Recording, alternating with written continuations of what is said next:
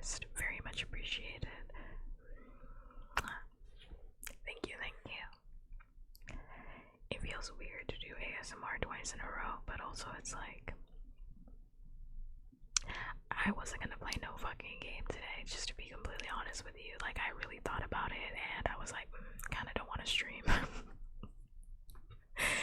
The minute I start having the feeling of like I actually don't want to stream, I'm like, okay, let's revisit what we're gonna do today. Let's revisit, let's think about it. Because I'm like, maybe you just don't want to play a game. Maybe you just don't want to do that. Have you thought about that? And that's what it is. So, because like, I don't know, something about playing a game right now. Like, the only other game that I want to play is Honkai, but there's actually nothing to do in Honkai. I just want to play it because I want to farm for Boot Hill. That's it. That's literally it. But it's like, what are you gonna do? There's nothing for me to do on stream, so I just want to play.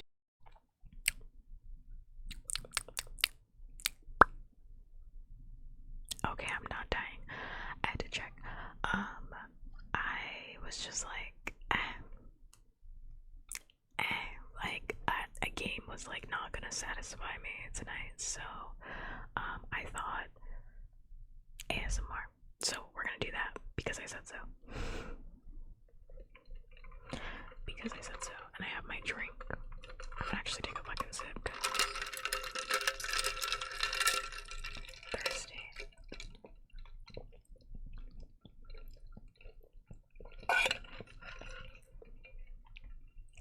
How was my day? My day was good. Thank you for asking.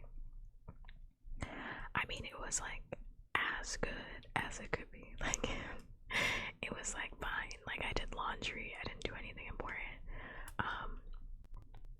I didn't play anything. I didn't do anything. I woke up.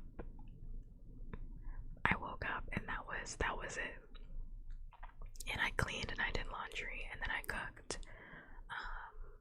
And when I say I cooked, I mean like I just remixed leftovers. That's all I did. So honestly, nothing too crazy. But yeah, more Hunger Games today, just because like I wasn't feeling it. Like, I wasn't feeling playing a game. If I was gonna play a game, it was gonna be maybe A Date with Death, because I still have to finish that one. But yeah, I was like not in the mood. Like, I thought about it and I was like,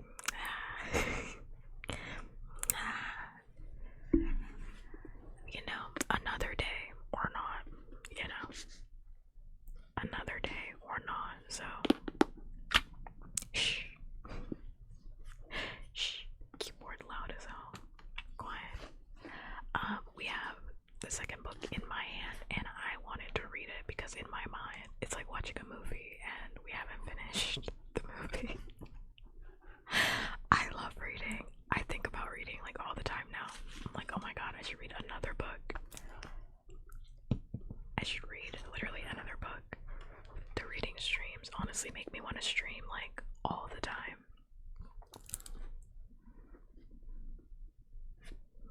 Just because like there's no just chatting, because it's like,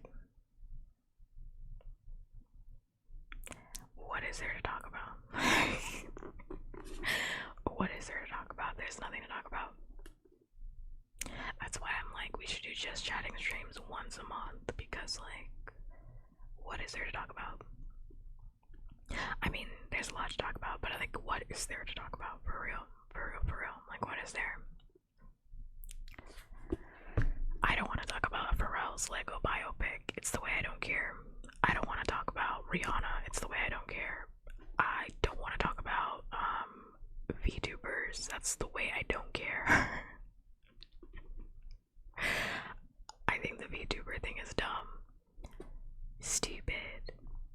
Everything right now is dumb. So it's like, what is there to talk about? We could talk about the gays, because it is Pride.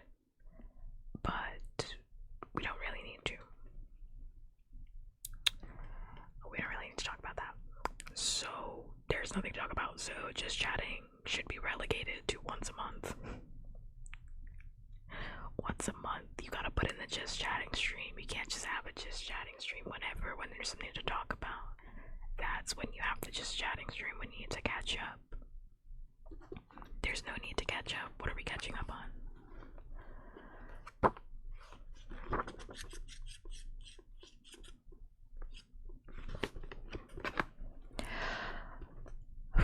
Regardless, yeah, I just kind of want to read. Regardless, I mean, I just kind of want to read. I mean, I love.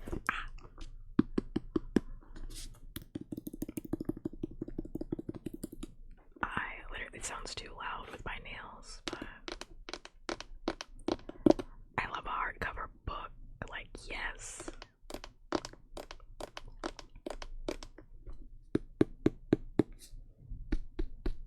Like, what a weapon. Like, what a fucking weapon. Like, it just feels, you know. Okay, anyway. When we left off, it was chapter 7 of The Hunger Games. Catching fire, and Katniss she had fucked everything up. We'll start there. Katniss ruined everything. Thank you so much for the follow, Rugby Junior _. Thank you, very much appreciated. I'm gonna put a heart in your honor. Thank you. Thanks much. I appreciate it. I hope you're having a good day night wherever you are. Katniss had fucked everything up. Peeta hates her. That's not true.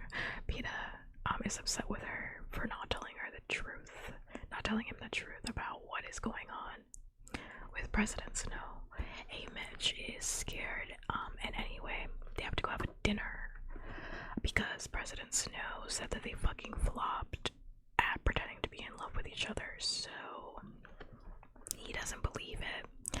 He doesn't believe like it's gonna quell the uprisings, so what is there to do? Katniss had a little bit of a sneak moment where she snuck off to go find her friend Mage before the dinner and accidentally saw a message only meant for the mayor regarding an uprising in District 8. Yes, an uprising in District 8, and they are throwing bricks, they're killing people, and President Snow is not gonna like this.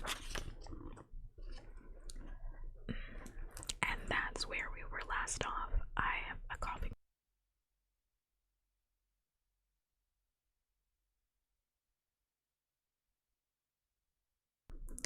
I don't know what's up with me and coughing these days. I'm coughing every single stream. Alright, I'm just gonna get into it. Chapter 7. A leather bag filled with food and a flask of hot tea. A pair of fur-lined gloves that Senna left behind. 3 twigs, broken from the naked trees lying in the snow, pointing in the direction I will travel. This is what I will leave. What I leave for Gale at our usual meeting place on the first Sunday after the Harvest Festival. I have continued on through the cold, misty woods, breaking a path that will be unfamiliar to Gale, but is simple for my feet to find. It leads to the lake. I no longer trust that our regular rendezvous spot offers privacy, and I'll need that and more to spill my guts to Gale today. But will he even come? If he doesn't, I'll have no choice but to risk going to his house in the dead of night. There are things he has to know, things I need him to help me figure out. Once the implications of what I was seeing on the mayor's underseas television hit me, I made for the door and started down the hall. Just in time, too, because the mayor came up the steps a few moments later. I gave him a wave. Looking for Mage, he said in a friendly tone. Yes, I want to show her my dress, I said. Well, you know where to find her. Just then, another round of beeping came from his study. His face turned grave. Excuse me, he said. I went into his study and closed the door tightly. He went into his study and close the door tightly. Where did I come from? I waited in the hall until I composed myself, reminded myself I must act naturally. Then I found Mage in her room, sitting at her dressing table, brushing out her wavy blonde hair before a mirror. She was in the same pretty white dress she'd worn on reaping day. She saw my reflection behind her and smiled. Oh, look at you. Like you came right off the streets of the capital. I stepped in closer. My fingers touched the mockingjay. Even my pen now. Mockingjays are all the rage in the capital thanks to you. Are you sure you don't want it back? I asked. Don't be silly. It was a gift, said Mage. She tied back her hair in a festive gold ribbon. Where did you get it anyway? I asked. It was my aunt's, she said, but I think it's been in the family for a long time. It's a funny choice. A mockingjay, I said. I mean, because of what happened in the rebellion, with the Jabberjays backfiring on the capital and all. The Jabberjays were mutations genetically enhanced male birds created by the capital as weapons to spy on rebels in the districts. They could remember and repeat long passages of human speech, so they were sent into rebel areas to capture our words and return them to the capital. The rebels caught on and turned them against the capital by sending them home loaded with lies. When this was discovered, the Jabberjays were left to die. In a few years, they became extinct in the wild, but not before they had mated with female mockingjay birds, creating an entirely new species. But mockingjays were never a weapon, said Madge. I'm dying. They're just songbirds, right? Yeah, I guess so, I said. But it's not true. A mockingbird is just a songbird. A mockingjay is a creature the capital never intended to exist.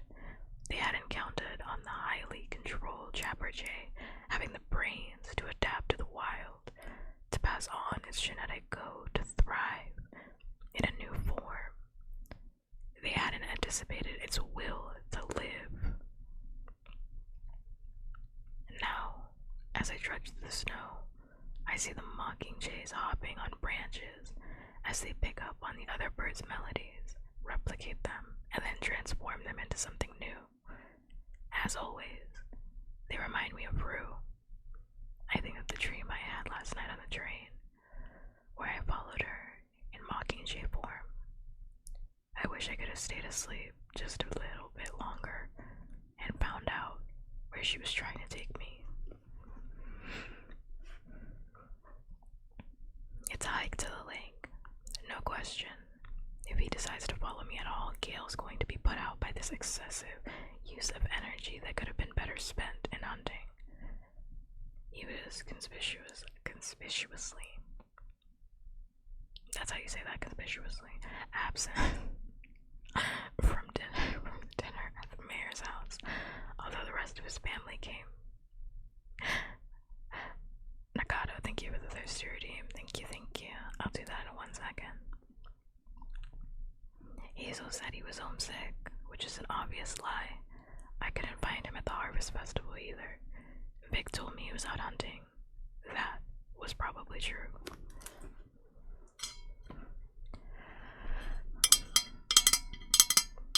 This fucking thing that makes all the noise in the world.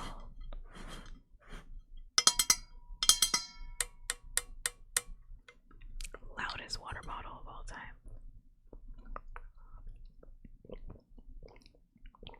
The crispest water of all time. Wow. No slurp, it's too early for slurping. It's way too early. It's way too early for all that. Okay, page 93. After a couple of hours, I reach an old house near the edge of the lake. Maybe house is too big a word for it. It's only one room, about 12 feet square. My father thought a long time ago there were a lot of buildings. You You can still see some of the foundations, and people came to play and fish in the lake. This house outlasted the others because it's made of concrete. Floor, roof, ceiling. Only one of 4 glass windows remains, wavy and yellowed by time. There's no plumbing and no electricity, but the fireplace still works, and there's a wood pile in the corner that my father and I collected years ago. I start a small fire, counting on the mist to obscure any telltale smoke. While the fire catches, I sweep out the snow that has accumulated onto the empty windows, using a twig broom my father made me when I was about 8, and played house there. Then I sit on the tiny concrete hearth, thawing out by the fire and waiting for Gale. It's a surprisingly short time before he appears. A bow slung over his shoulder, a dead wild turkey he must have encountered along the way, hanging from his belt. He stands in the doorway, as if considering whether or not to enter. He holds an unopened leather bag of food, the flask, Senna's gloves, gifts he will not accept because of his anger at me. I know exactly how he feels. Didn't I do the same thing to my mother? I look in his eyes. His temper can't quite mask the hurt, the sense of betrayal he feels in my engagement to Peta. This will be my last chance, this meeting today, to not lose. Gale forever. I could take hours trying to explain, and even then have him refuse me. Instead, I go straight to the heart of my defense. President Snow personally threatened to have you killed, I say. Gale raises his eyebrows slightly, but there's no real show of fear or astonishment. Anyone else? Well, he didn't exactly give me a copy of the list, but it's a good guess. It includes both our families, I say. It's enough to bring him to the fire. He crouches before the hearth, then warms himself. Unless what? Unless nothing now, I say. Obviously, this requires more of an explanation, but I have no idea where to start. So I just sit there, staring gloomily into the fire. After about a minute of this, Gale breaks the silence. Well, thanks for the heads up. I turn to him, ready to snap, but I catch the glint in his eye. I hate myself for smiling. This is not a funny moment, but I guess it's a lot to drop on someone. We're all gonna be obliterated no matter what. I do have a plan, you know. Yeah, I bet it's a stunner, he says. He tosses the gloves on my lap. Here, I don't want your fiancé's old gloves. He's not my fiancé, that's just part of the act. And these aren't his gloves, they were Cinna's. I say, give them back then, he says. He pulls on the gloves, flexes his fingers, and nods in approval. At least I'll die in comfort. I have to pause to say, once again, I fucking hate Gale. Like, you wanted the fucking gloves, you should have taken the goddamn gloves. You didn't want the gloves because they were Peta's gloves. You're such a loser. You're such a loser. She's not gonna fuck you. Like, I can't.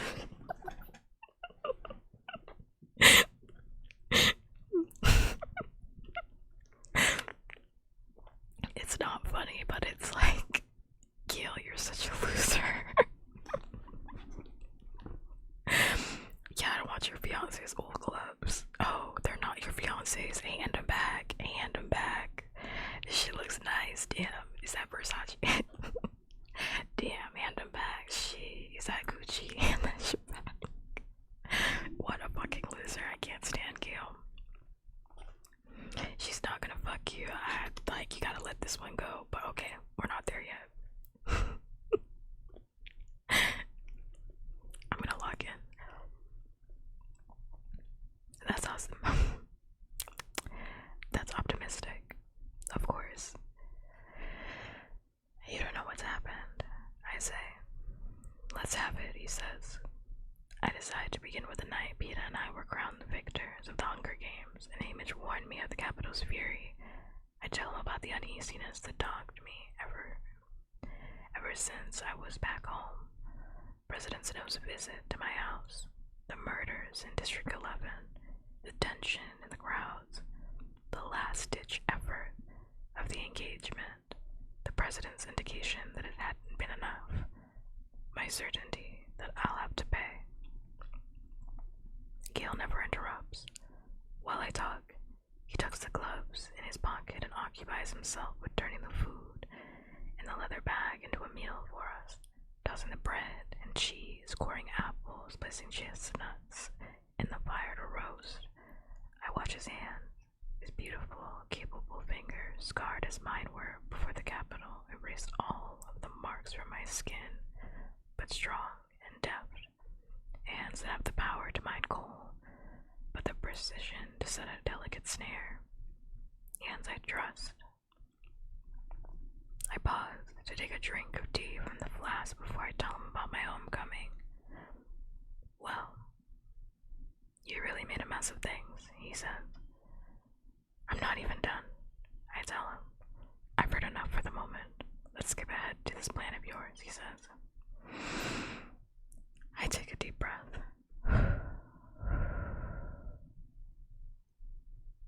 We run away.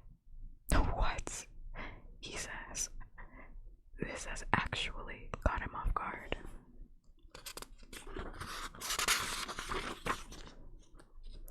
We take to the woods and make a run for it, I say.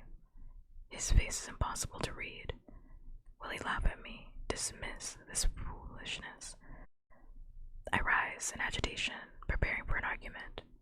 You said yourself, you thought that you could do it that morning of the reaping, you said. He steps in, and I feel myself lifted off the ground. The room spins, and I have to lock my arms around Gale's neck to brace myself. He's happy.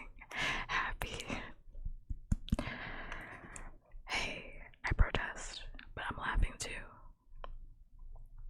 Gale sets me down, but doesn't release his hold on me. Okay, let's run away, he says. Really? You don't think I'm mad? You'll go with me. Some of the crushing weight begins to lift as it transfers to Gale's shoulders. I do think you're mad, and I'll still go with you, he says. He means it. Not only means it, but welcomes it. We can do it. I know we can. Let's get out of here and never come back. You sure? I say. Because it's gonna be hard with the kids and all. I don't want to get 5 miles into the woods and have you. I'm sure. I'm completely, entirely, 100% sure. Sorry, I have to brace myself. I have to brace myself because I know it's coming. Sorry. I gotta lock in, but I can't because I want to laugh so fucking bad. This entire scene, I like completely forgot this scene exists. Okay. I'm locking in. I'm locking in. I will try not to commentate until this scene is done. He tilts his forehead down to rest against mine and pulls me closer. His skin, his whole being radiates it from the fire being so near. And I close my eyes, soaking in his warmth. I breathe in the smell of snow-dampened leather and smoke and apples, the smell of all those wintry days we shared before the games. I don't try to move away. Why should I? His voice drops to a whisper. I love you. That's why. I never see these things coming. They happen too fast. 1 second you're proposing an escape plan, and the next you're expected to deal with something like this. I come up with what must be the worst possible response. I know. It sounds terrible. Like I assume he couldn't help loving me, but that I don't feel anything in return. Gale starts to draw away, but I grab hold of him. And you know what you are to me. It's not enough. He breaks my grip, Gale. I can't think about anyone that way now. All I can think about every day, every waking minute since they drew Brim's name at the reaping is how afraid I am. And there doesn't seem to be any room for anything else. If we could get somewhere safe, maybe I could be different. I don't know. I can see him swallowing his disappointment. So we'll go. We'll find out.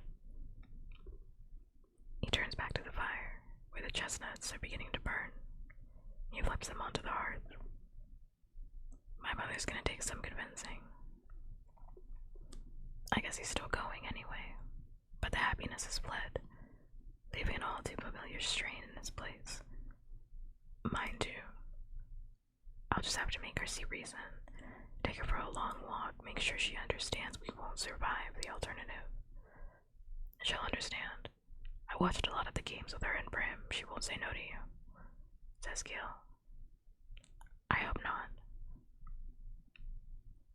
The temperature in the house seems to have dropped 20 degrees in a matter of seconds. Hey, Mitch, will be the real challenge. Hey, Mitch. Gil abandons the chestnuts. You're not asking him to come with us. I have to, Gil. I can't leave him and Peta because his scowl cuts me off. What? I'm sorry. I didn't realize how large our party was. He snaps at me. They'd torture him to death trying to figure out where I was. I say, what about Peta's family? They'll never come. In fact, they'd probably couldn't wait to inform on us. Which I'm sure he's smart enough to realize. What if he decides to stay? Yes. I try to sound indifferent, but my voice cracks. Then he stays. You'd leave him behind, Gil asks. To save my mother and Brim. Yes, I answer. I mean, no. I'll get him to come. And me. Would you leave me? Gil's expression is rock hard now. Just if, for instance, I can't convince my mother to drag 3 young kids into the wilderness in winter. Hazel won't refuse, she'll see sense, I say. Suppose she doesn't get this. What then? He demands. Then you have to force her, Gil. Do you think I'm making this stuff up? My voice is rising in anger as well. No, I don't know. Maybe the president is just manipulating you. I mean, he's throwing your wedding. You saw the Capitol crowd reacted. I don't think he can afford to kill you or Peta. I was gonna get out of that one, says Gil. Well, with an uprising in District 8, I doubt he's spending much time choosing my wedding cake, I shout. The instant the words are out of my mouth, I want to reclaim them. Their effect on Gil is immediate. The flush on his cheeks, the brightness of his gray eyes. There's an uprising in 8. He says in a hushed voice. I try to backpedal, to defuse him, as I try to defuse the districts. I don't know if it's really an uprising. There's unrest, people in the streets, I say. Gil grabs my shoulders. What did you see? Nothing. In person. I just heard something. As usual. It's too little. Too late. I give up and tell him. I saw something on the mayor's television. I wasn't supposed to. There was a crowd, and fires, and the peacekeepers were cutting people down, but they were fighting back. I bite my lip and struggle to continue describing the scene. Instead, I say aloud the words that have been eating me up inside. And it's my fault, Gale. Because of what I did in the arena, if I had just killed myself with those berries, none of this would have happened. Peta could have come home and lived, and everyone else would have been safe too. Safe to do what? He says in a gentler tone. Starve. Work like slaves, send their kids to the reaping. You haven't hurt people. You've given them an opportunity. They just have to be brave enough to take it. Thank you so much for the follow, by the way, Blake Blaze22. Thank you. Very much appreciate it. I hope you're having a good day, night, wherever you are. Where is that heart? I'm gonna put a heart in your honor. On me. There we go. There's already been talk in the minds. People who want to fight. Don't you see? It's happening. It's finally happening. If there's an uprising in District 8, why not here? Why not everywhere? This could be it. This could be the thing. We've been... Stop it. You don't know what you're saying. The peacekeepers outside of 12, they're not like Darius or even Gray. The lives of district people, they mean less than nothing to them, I say. That's why we have to join the fight. He answers harshly. No. We have to leave here before they kill us, and a lot of other people too. I'm yelling again. But I can't understand why he's doing this. Why doesn't he see what's so undeniable? Gil pushes me roughly away from him. You leave then. I'd never go in a million years. You were happy enough to go before. I don't see how an uprising in District 8 does anything but make it more important that we leave. You're just mad about... No. I can't throw pita in his face. What about your family? What about other families, Katniss? The ones who can't run away. Don't you see? It can't be about just saving us anymore. Not if the rebellion's begun. Gale shakes his head, not hiding his disgust with me. You could do so much. He throws tennis gloves at my feet. I changed my mind. I don't want anything they made in the capital. And he's gone.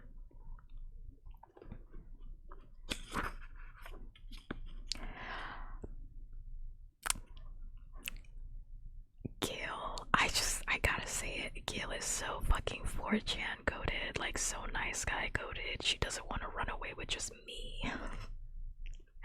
I said I love you and she said I know.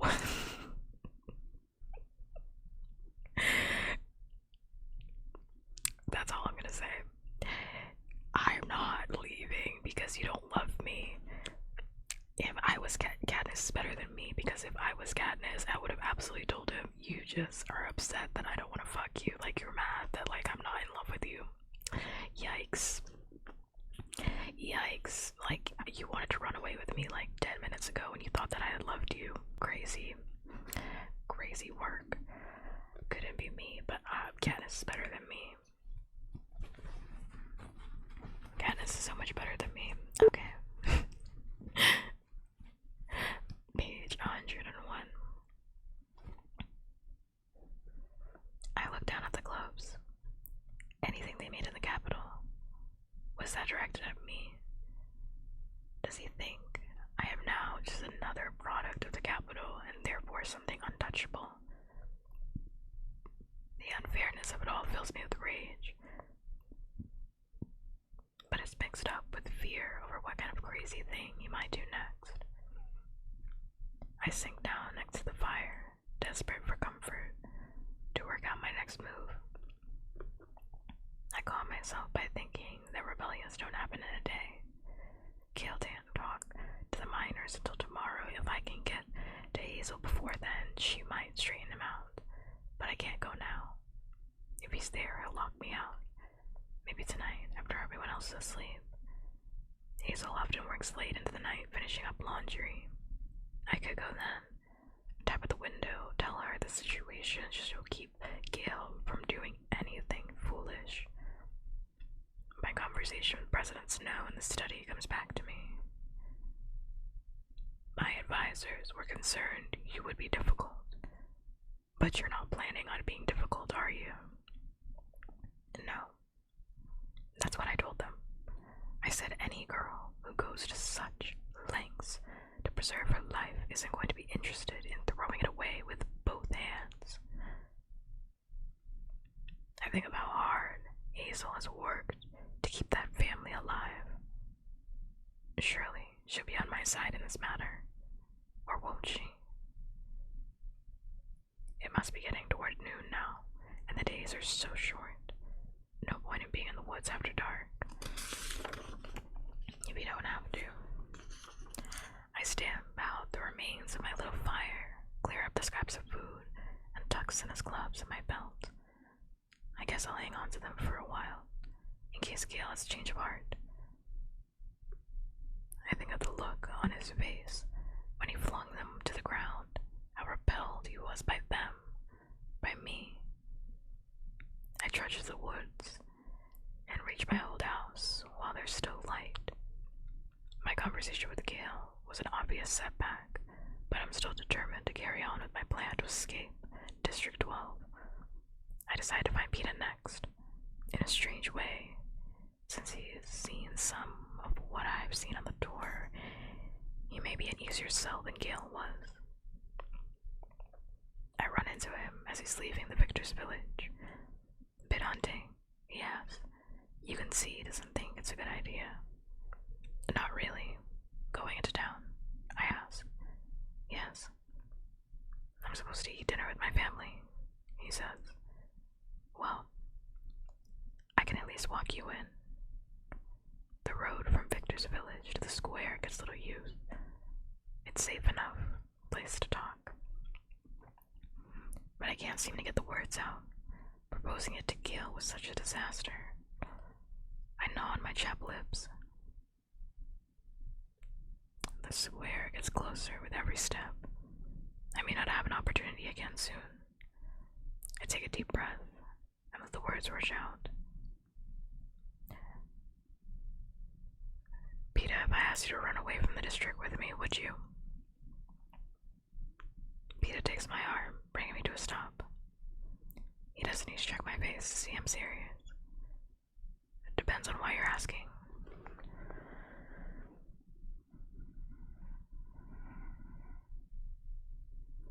President Snow wasn't convinced by me. There's an uprising in District 8. We have to get out, I say. By we, do you mean just you and me? No. Who else would be going? He asks. My family, yours if they want to come. Hamish maybe. I say. What about Gale? He says. I don't know. He might have other plans. I say. Peeta shakes his head and then gives me a rueful smile. I bet he does. Sure, Katniss. I'll go. I feel a slight twinge of hope. You will. Yeah. But I don't think for a minute you will, he says. I jerk my arm away. Then you don't know me. Be ready, it could be any time. I take off walking, and he follows a pace or two behind. Katniss, Peeta says, I don't slow down. If he thinks it's a bad idea, I don't want to know, because it's the only one I have. Katniss, hold up. I kick a dirty, frozen chunk of snow off the path, and let him catch up. I'm laughing because, like, Katniss is, like, so Gale. It's, like, ridiculous. The cold dust makes everything look especially ugly. I really will go, if you want me to. I just think we better talk it through with Hamish. Make sure we won't be making things worse for everyone. He raises his hand. What's that? I lift my chin. I've been so consumed with my own worries, I haven't noticed a strange noise coming from the square. A whistling. The sound of an impact. The intake of a breath from a crowd. Come on. Peeta says, his face suddenly hard. I don't know why. I can't place the sound. I even guess at the situation, but it means something bad to him. When he reaches the square, it's clear something's happening, but the crowd's too thick to see. Peeta steps up on a crate against the wall of the sweet shop and offers me a hand while he scans the square. I'm halfway up when suddenly he blocks my way. Get down, get out of here. He's whispering, but his voice is harsh with insistence. What? I say, trying to force my way back up. Go home, Katniss. I'll be there in a minute, I swear. He says, Whatever it is, it's terrible. I yank away from his hand and begin to push my way through the crowd. People see me, recognize my face, then look panicked. Hands shove me back. Voices hiss. Get out of here, girl. Only make it worse. What do you want to do? Get him killed? At this point, my heart is beating so fast and fears I can hardly hear them. I only know that whatever waits in the middle of the square is meant for me. When I finally break through the cleared space, I see I am right. And Peter was right, and those voices were right too. Gail's wrists are bound to a wooden post. The wild turkey shot earlier hangs above him, the nail driven through its neck. His jacket's been cast aside on the ground, his shirt torn away. He slumps unconscious, on his knees, held up by only the ropes at his wrist. What used to be his back, a raw, bloody slab of meat. Standing behind him is a man I've never seen, but I recognize his uniform. It's the one designated for a head peacekeeper. This is an old gray, though. It's a tall, muscular man with sharp creases in his pants. The pieces of the picture do not come quite together until I see his arm raise the whip.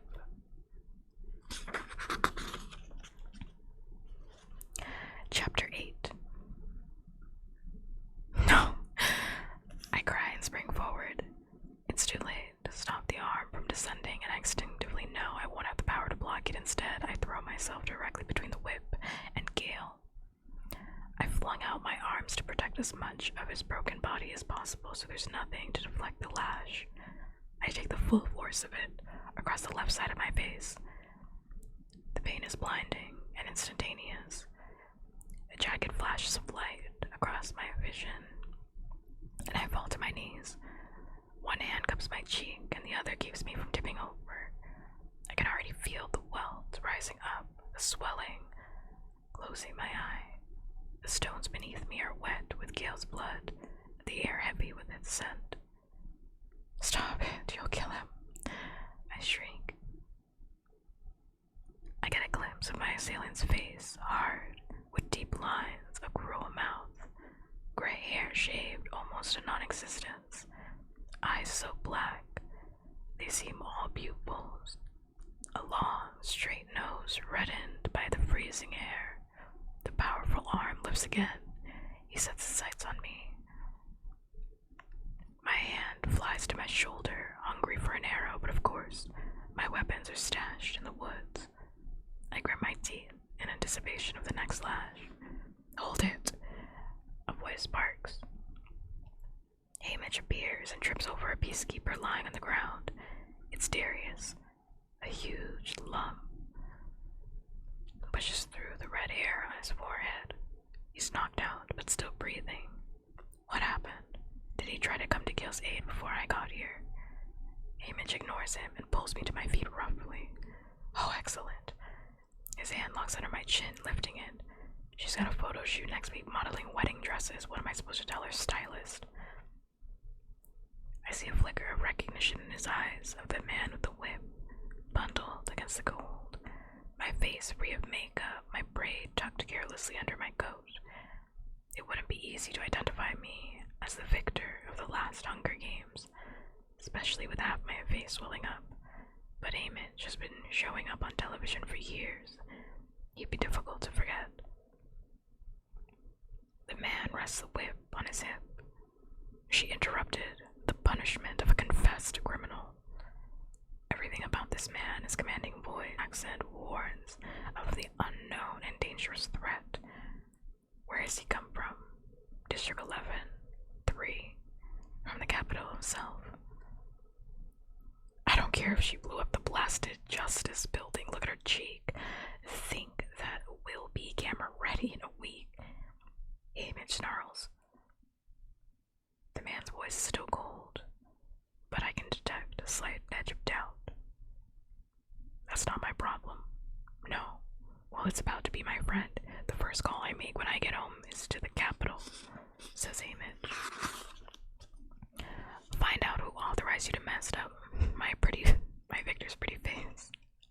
He was poaching. What business is it of hers anyway, says the man. He's her cousin. Peeta's got my other arm now, but gently. And she's my fiance, so if you want to get to him, expect to go through both of us. Maybe we're it. The only 3 people in the district who could make a stand like this.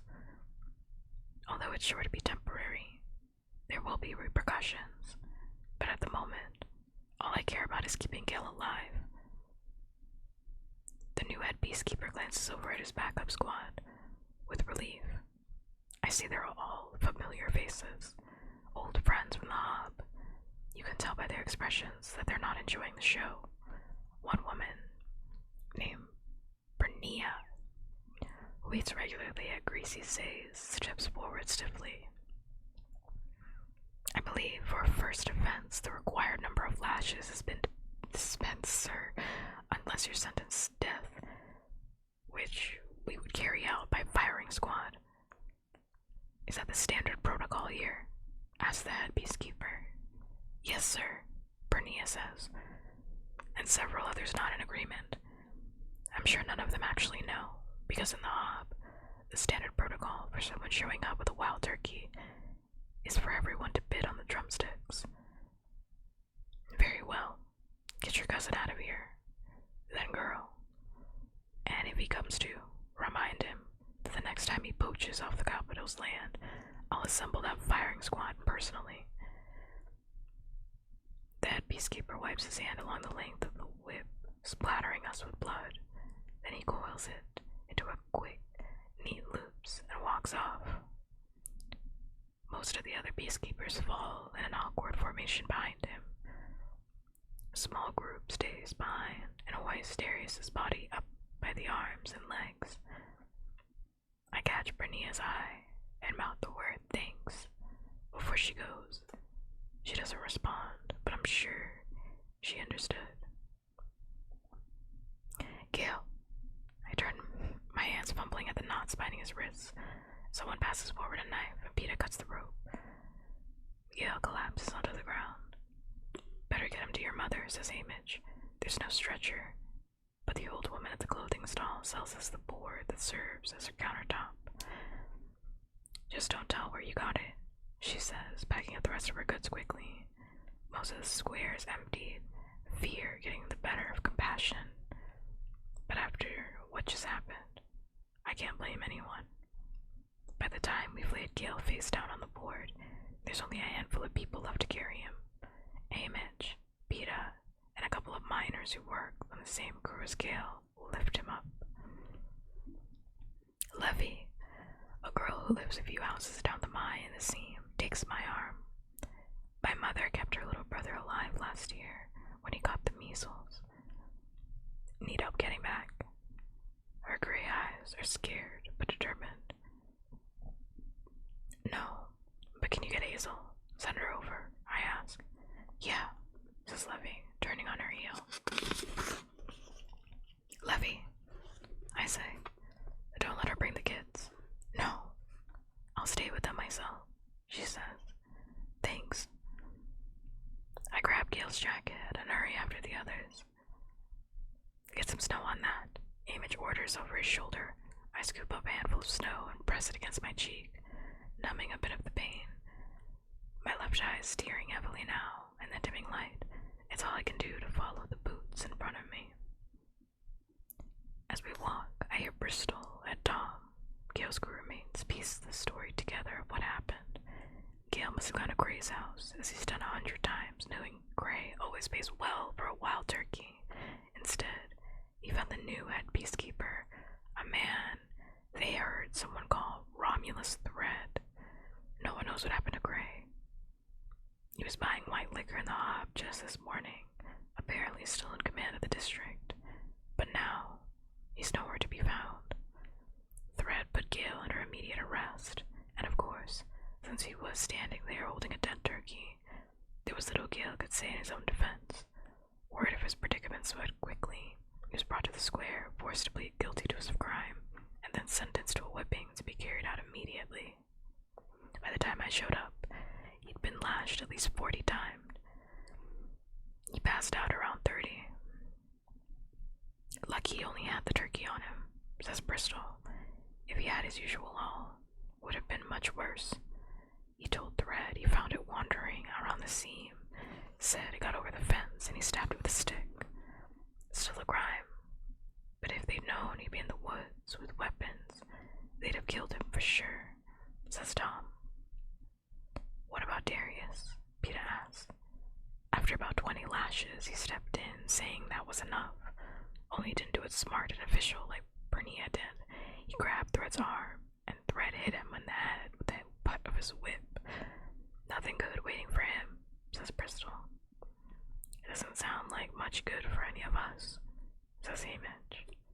Snow begins, thick and wet, making visibility even more difficult. I stumble up the walk to my house behind the others, using my ears more than my eyes to guide me.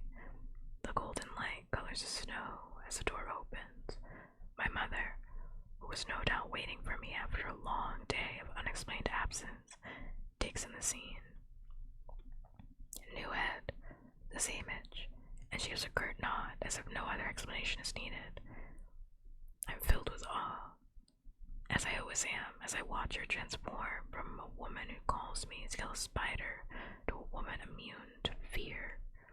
When a sick or dying person is brought to her, this is the only time I think my mother knows who she is. In moments, the long kitchen table has been clear. A sterile white cloth spread across it, and Gale hoisted onto it. My mother pours water from a kettle into a basin while ordering Prim to pull a series of her remedies from the medicine cabinet. Dried herbs and tinctures and store-bought bottles. I watch her hands, the long, tapered fingers crumpling this, adding drops of that into the basin, soaking a cloth in the hot liquid as she gives Prim instructions to prepare a second brew. My mother glances my way. Did I cut your eye? No, it just swelled shut, I say. Get more snow on it, she instructs, but I'm clearly not a priority. Can you save him? I ask my mother. She says nothing, as she wrings out the cloth and holds it in the air to cool it some. Don't worry, says Hamish. Used to be a lot of whippings before Gray. She's the one we took him to. I can't remember a time before Gray, a time when there was a peacekeeper who used the whip freely. But my mother must have been around my age and still working at an apothecary shop with her parents. Even back then, she must have had healer's hands. Ever so gently, she begins to clean the mutilated flesh on Gale's back. I feel sick to my stomach. Useless. The remaining snow dripping from my glove into a puddle on the floor. Peter puts me in a chair and holds the cloth filled with fresh snow to my cheek. Hamish tells Bristol and Tom to get home, and I see them press coins into their hands before they leave. Don't know what will happen with your crew, he says. They nod and accept the money. Hazel arrives, breathless and flushed, fresh snow in her hair. Wordlessly, she sits on a stool next to the table, takes Gale's hand and holds it against her lips. Memes, you were not here already. I'm revoking your kiss. Your kiss is reversed. Your kiss is revoked. You cannot take the first kiss and not be here for the first half of the stream. You have been revoked. Your kiss has been revoked. Your kiss has been revoked. Your kiss has been revoked. You were not here for the first half of the stream. Your kiss has been revoked. You were not here for the first half of the stream. Who was here?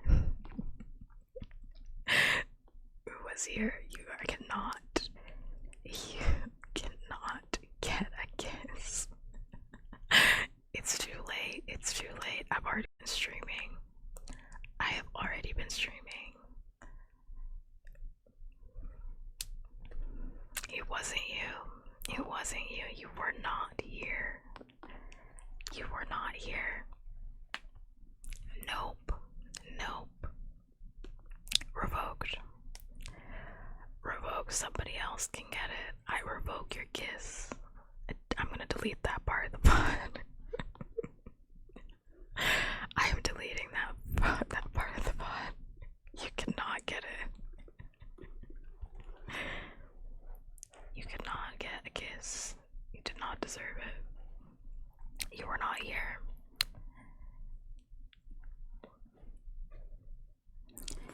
If someone else would like to claim a free kiss, please let me know. Whoever was here before memes, if you would like to claim a free kiss, let me know. It's on the table. There's a free kiss on the table. At this point in time, there's a nice free kiss on the table. Taking it away. A good free kiss just waiting on the table. We are 100 pages into the Hunger Games. You can't just claim free kisses after we just watched Gale get whipped. Can't claim free kisses. No. Nah. You can't claim it.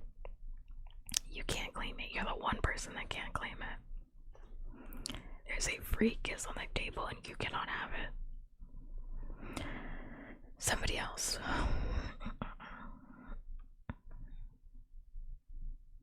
Where was I before I got distracted? Oh yes, end of this page, end of page 112, got it.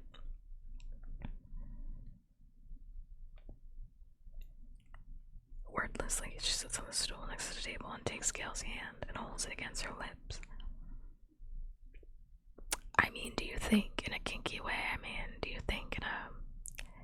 Do you think in a kinky way? Is that what you think? Can I claim it in a minute? No. It doesn't work like that. You can't just claim it. You can't just have it, you know? But you weren't here. You can't claim it. Also, we're taking our 3-minute ad break, so if you're hungry, tired, and are sleepy, please set out. Take care of yourself and whatever you need, whatever feels good for you. Do whatever you need to do in the 3 minutes, because the 3-minute ad break will come for you whether you want it to or not, so you might as well take care of yourself in whatever way resonates for you.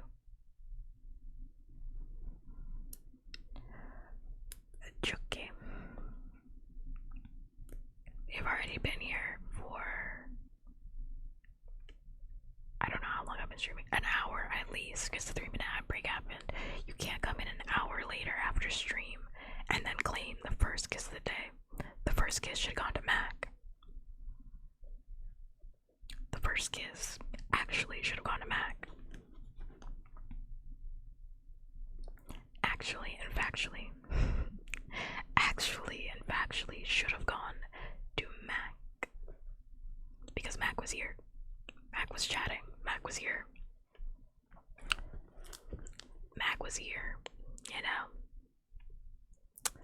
It don't matter if you're here now. It don't matter if you're here now. It's too late. It's too late. You're too fucking late. It's a little bit too late. Nah. You know how much stuff we got done in an hour? We damn near finished a whole chapter in an hour. No, it don't count. It's too late for you. It's too late for you. These are the worst 2 chapters in this entire book, I have to say. I'm saying that because they're all Gale-centric, but like these are the worst 2 chapters in this entire book.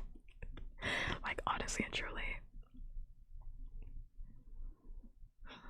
My mother doesn't even acknowledge her.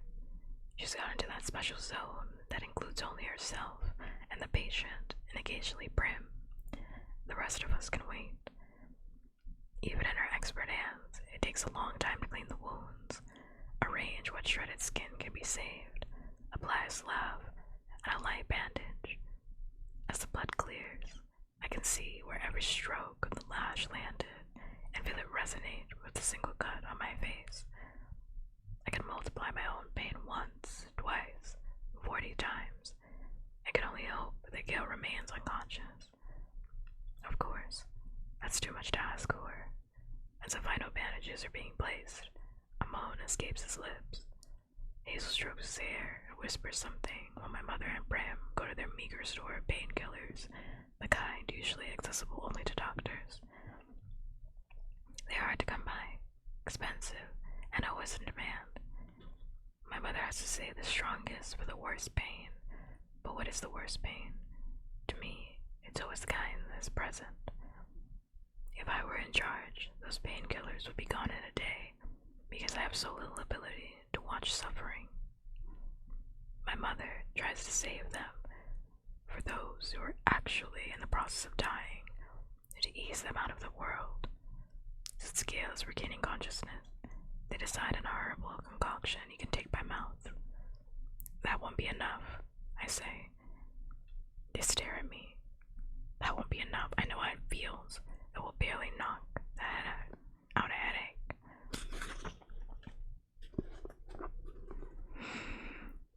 We'll combine it with the sleep syrup, Katniss, and he'll manage it. The herbs are more for the inflammation. My mother begins calmly. Just give him the medicine. I scream at him. Give it to him. Who are you anyway to decide how much pain he can stand? Gale begins stirring at my voice, trying to reach me. The movement causes fresh blood to stain his bandages, an agonizing sound to come from his mouth. Take her out, says my mother. Hamish and Peter literally carry me out of the room while I shout obscenities at her. They pin me down on a bed in one of the extra bedrooms until I stop fighting. While I lie there sobbing, tears trying to squeeze out of the slit in my eye. I hear Peter whisper to Hamish about President Snow, about the uprising in 8. She wants us all to run, he says. But if Hamish has an opinion about this, he doesn't offer it. Pretty please, I reject your pretty please. Your kiss has been revoked. It's revoked. I had already given it to you, but I'm revoking it officially. Wop, wop, wop, wop, wop. Revoked. Gone. Reduced to ashes.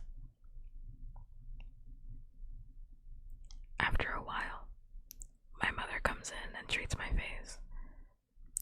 Then she holds my hand, stroking my arm while Hamish fills her in on what happened with Gale. So it's starting again, she says. Like before. By the looks of it, he answers. Would have thought we'd ever be sorry to see old Gray go. Gray would have been disliked anyway because of the uniform he wore, but it was his habit of luring starving young women into his bed for money that made him an object of loathing in the districts. In really bad times, the hungriest would gather at his door at nightfall, vying for the chance to earn his few coins to feed their families by selling their bodies. Had I been older when my mother died, I might have been among them. Instead, I learned to hunt. Like, that's what I mean. I feel like Mac's not here right now, but like, that's what I mean when I'm saying, like, the Hunger Games is like not a chill, like, it's not like a baby book. Like the Hunger Games is not like a book where it's like, I feel like it needs to be any more adult than it actually is, because like, what was that line just there? That's 16-year-old Katniss being like, yeah, I would have sold my body for food. Like, I would have sold my body for food from this guy that I used to sell chickens to. If I had been like any older, if I had been like 17 and not 16, probably would have done it. Instead, I learned how to hunt, so I didn't have to do it, but I know a lot of women that did. I know a lot of girls that did. And it's like, that's why I'm like, you can't get any more, like, there's no more adult than this. That's a Mac specific response. If you're not Mac, you probably have no idea what the fuck I'm talking about. Anyway, thank you for all the redeems memes. Your kiss is still revoked. It's still gone for today. You can't have it today. It's gone. It's revoked. It's revoked. But I do appreciate the pull on it. The Reddit you sticker, and the I love you. And the pen. I do. I did my crack quietly. The crack's making me go to sleep. Putting me to bed. Wow. Alright, page 115. I don't know exactly what my mother means by things starting again, but I'm too angry and hurting to ask. It's registered though, the idea of worse times returning, because when the doorbell rings, I shoot straight out of my bed. Who could it be at this hour of the night? There's only one answer. Peacekeepers. They can't have him, I say. Might be you they're after, Hamish reminds me. Or you, I say. Not my house, Hamish points out. But I'll get the door. No. I'll get it, says my mother quietly. We all go. Well, following her down the hallway to the incessant ring at the bell. When she opens it, there's not a squad of peacekeepers, but a single snow-caked figure, Madge.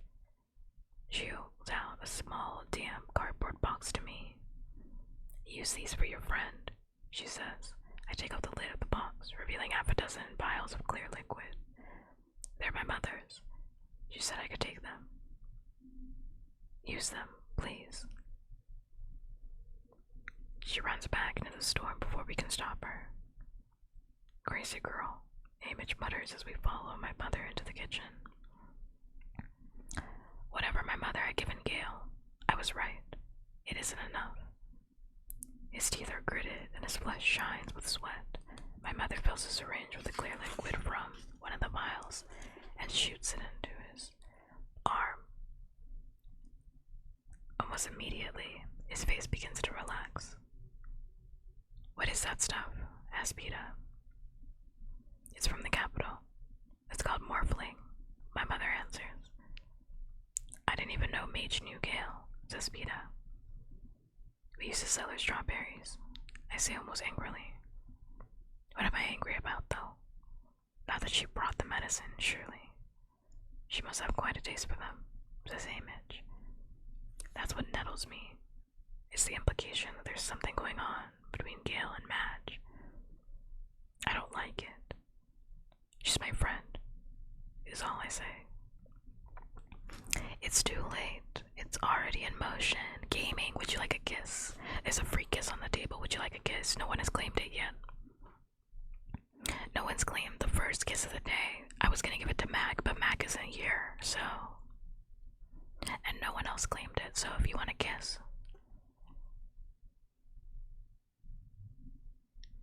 Also, hi. Hi-yo. And now that Gale has drifted away on the painkiller, everyone seems to deflate. Brim makes us each eat some stew and bread. A room is offered to Hazel, but she has to go home to the other kids. Hamish and Peta are both willing to stay, but my mother sends them home to bed as well.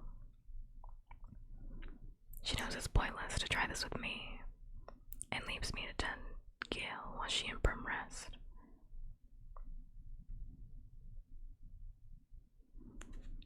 Alone in the kitchen with Gale, I sit on Hazel's stool, holding his hand. After a while, my fingers find his face. I touch parts of him I have never had to cause to touch before. His heavy dark eyebrows, the curve of his cheek, the line of his nose, the hollow at the base of his neck. I trace the outline of stubble on his jaw, and then finally work my way to his lips. Soft and full, slightly chapped. His breath warms my chilled skin. Alright, a kiss for gaming. That's a kiss just for you. You have gotten the first kiss of the night. Memes, this is not your first offense. This is your 15th offense. I can't keep letting you get away with it. This is not your first offense. We've had this conversation before. This is your 15th offense.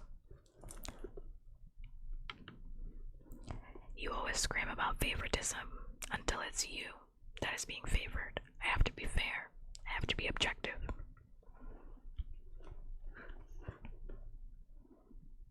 I gotta be fair.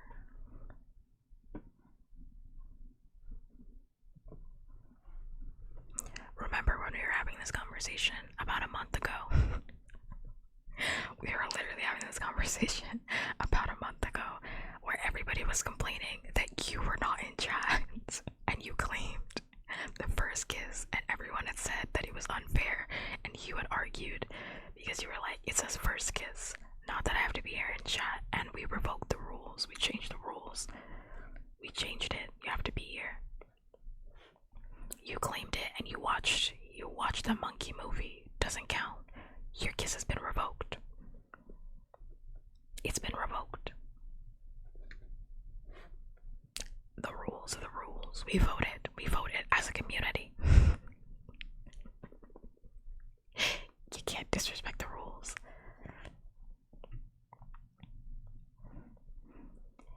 He's acting on favoritism that does not exist in the puppkats community. Favoritism is not real.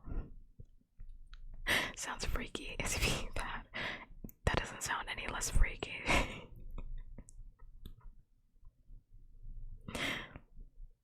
That is not any less freaky. Do you remember when we had this conversation? Because I remember when we had this conversation.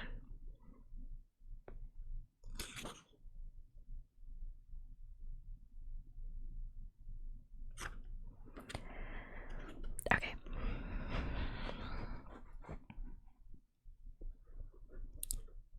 Does everyone look young or asleep? Because right now, he could be the boy I ran into the woods years ago. The one who accused me of stealing from his straps. What a pair we were. Fatherless, frightened, but fiercely committed to keeping our families alive. Desperate, yet no longer alone after that day, because we found each other. I think of 100 moments in the woods, lazy afternoons fishing, the day I taught him to swim, that time I twisted my knee and he carried me home, mutually counting on each other, watching each other's backs, forcing each other to be brave. For the first time, I reversed our positions in my head.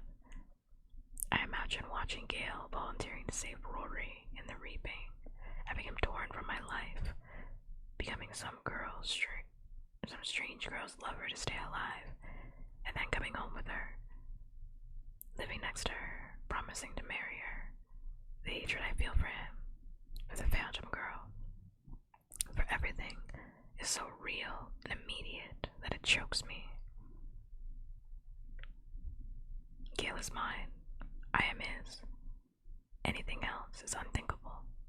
Why did I take him being whipped within an inch of his life to see it? Because I'm selfish. I'm a coward.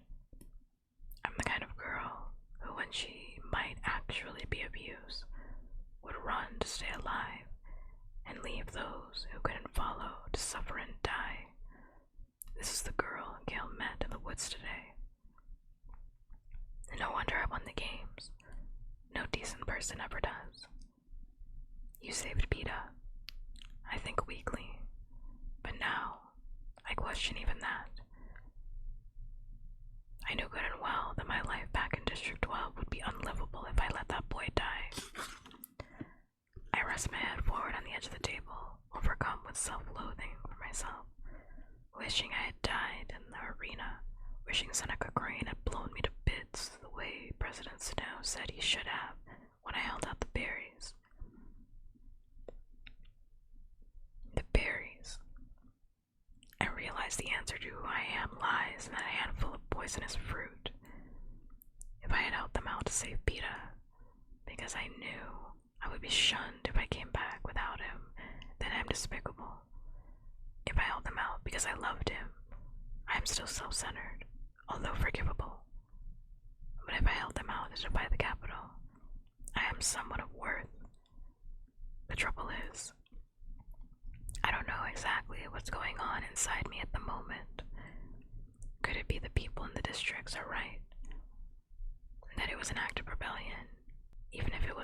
subconscious one. Because deep down, I must know it isn't enough to keep myself, or my family, or my friends alive by running away. Even if I could, it wouldn't fix anything.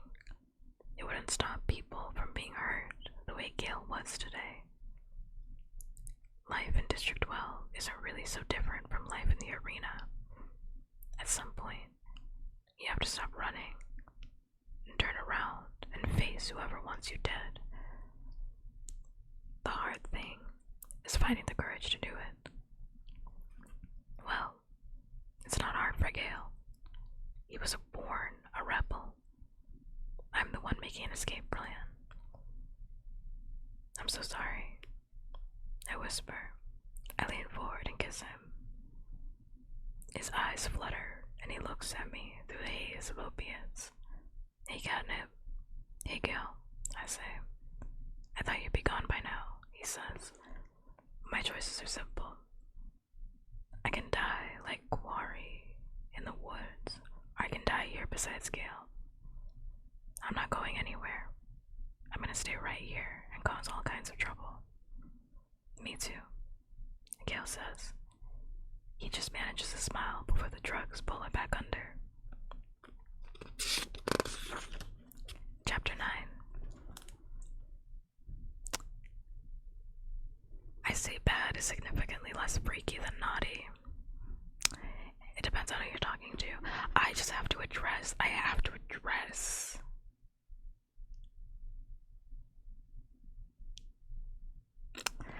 address this last part because I think when people like reference Gale and Katniss and they're like, yes, they had something, they always reference, I mean, there's a lot of moments, but this is a moment that they definitely reference.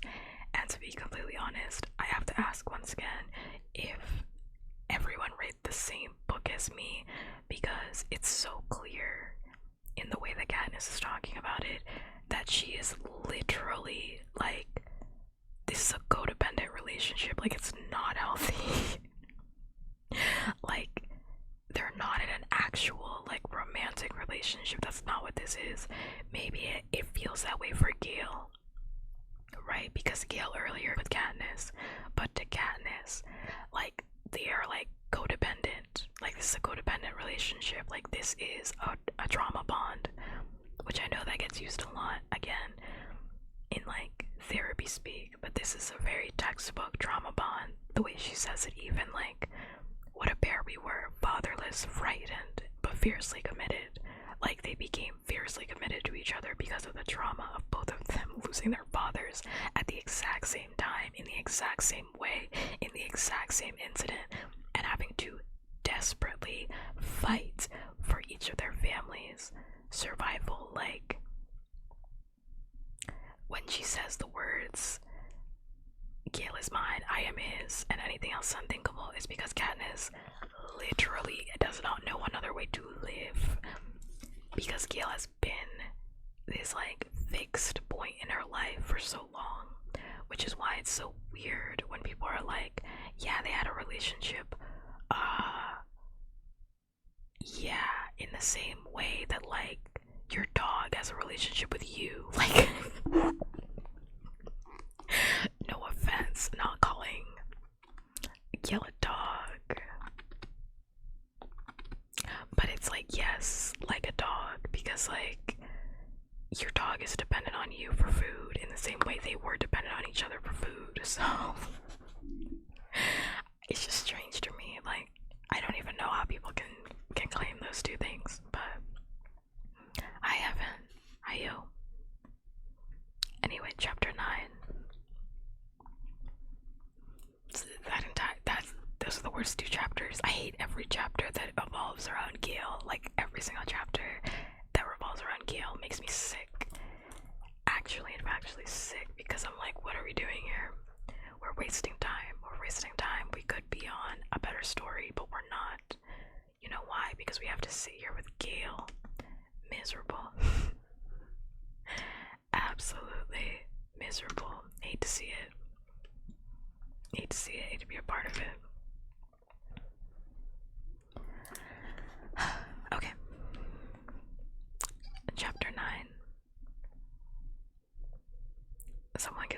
shoulders shake, and I sit up. I've fallen asleep with my face on the table. The white cloth has left creases on my good cheek. The other, the one that took the lash from thread, throbs painfully. Gail's dead to the world, but his fingers are locked around mine. I smell fresh bread and turn my stiff neck to find Peter looking down at me with such a sad expression. I get the sense he's been watching us a while. Go on up to bed, Katniss. I'll look after him for a while. He says, Peter, about what I said yesterday, about running, I begin. I know, he says. There's nothing to explain. I see the loaves of bread on the counter with the pale snowing morning light, the blue shadows under his eyes. I wonder if he slept at all. Couldn't have been long. I think of his agreeing to go with me yesterday, his stepping up beside me to protect Gale, his willingness to throw his lot in with mine entirely when I give him so little in return. No matter what I do, I'm hurting someone. Peter, just go to bed, okay? He says. I feel my way up the stairs, crawl under the covers, and fall asleep at once. At some point, Clove, the girl from District 2, enters my dreams. She chases me, pins me to the ground, and pulls out a knife to cut my face. It digs deeply into my cheek, opening a wide gash. Then Clove begins to transform, her face elongating into a snout, dark fur sprouting from her skin, her fingernails growing into long claws, but her eyes remain unchanged. She becomes the mutation form of herself, the wolf-like creation of the capital that terrorized us the last night in the arena. Tossing back her head, she lets out a long, eerie howl that is picked up by other mutts nearby.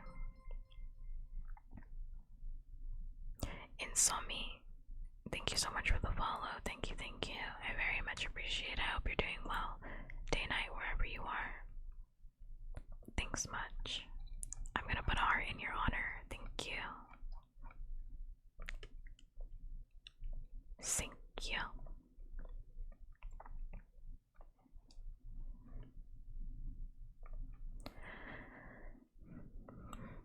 Tossing back her head, she lets out a long, eerie howl that is picked up by other mutts nearby.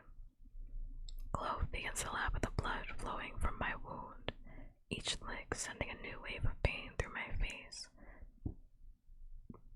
I give a strangled cry and wake with a start, sweating and shivering all at once, cradling my damaged cheek in my hand. I remind myself that it was not Clove, but Thread who gave me this wound. I wish that Peter were here to hold me, until I remember I'm not supposed to wish that anymore. I have chosen Gale and the rebellion, and a future with Peter is the capital's design, not mine. The swelling around my eye has gone down, and I can open it a bit. I push aside the curtains and see the snowstorm has strengthened into a full-out blizzard. There's nothing but whiteness, and the howling wind sounds remarkably like the mutations.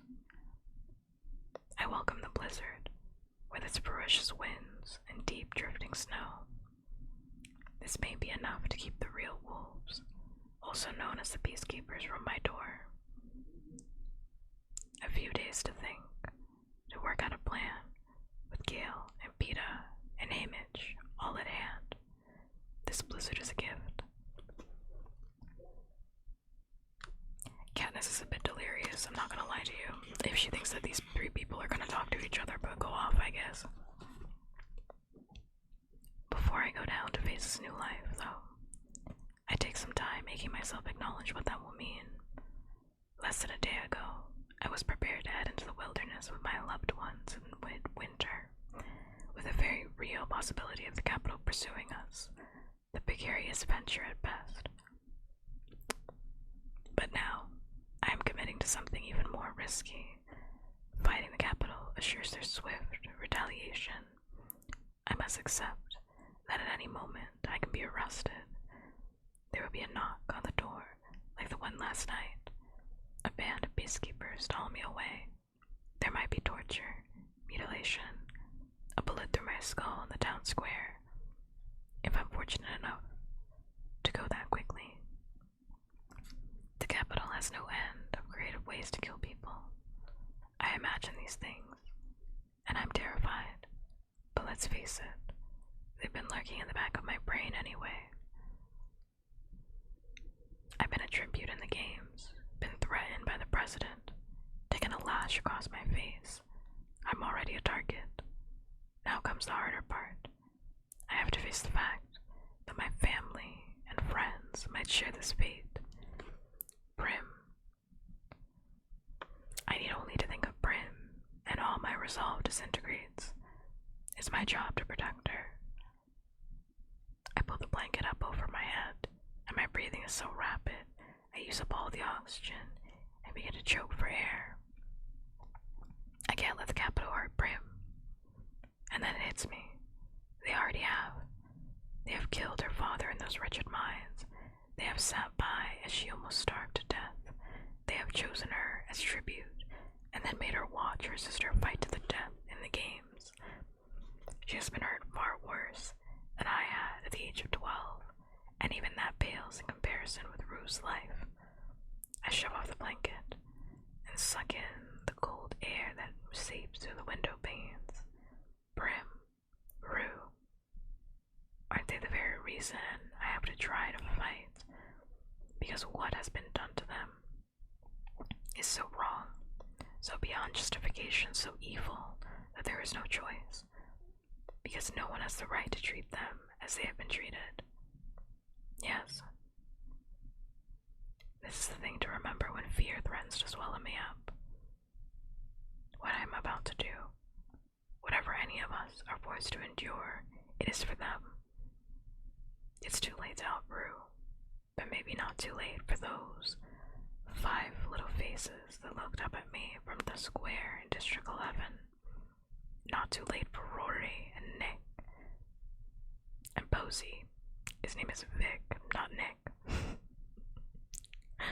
Not too late for Brim.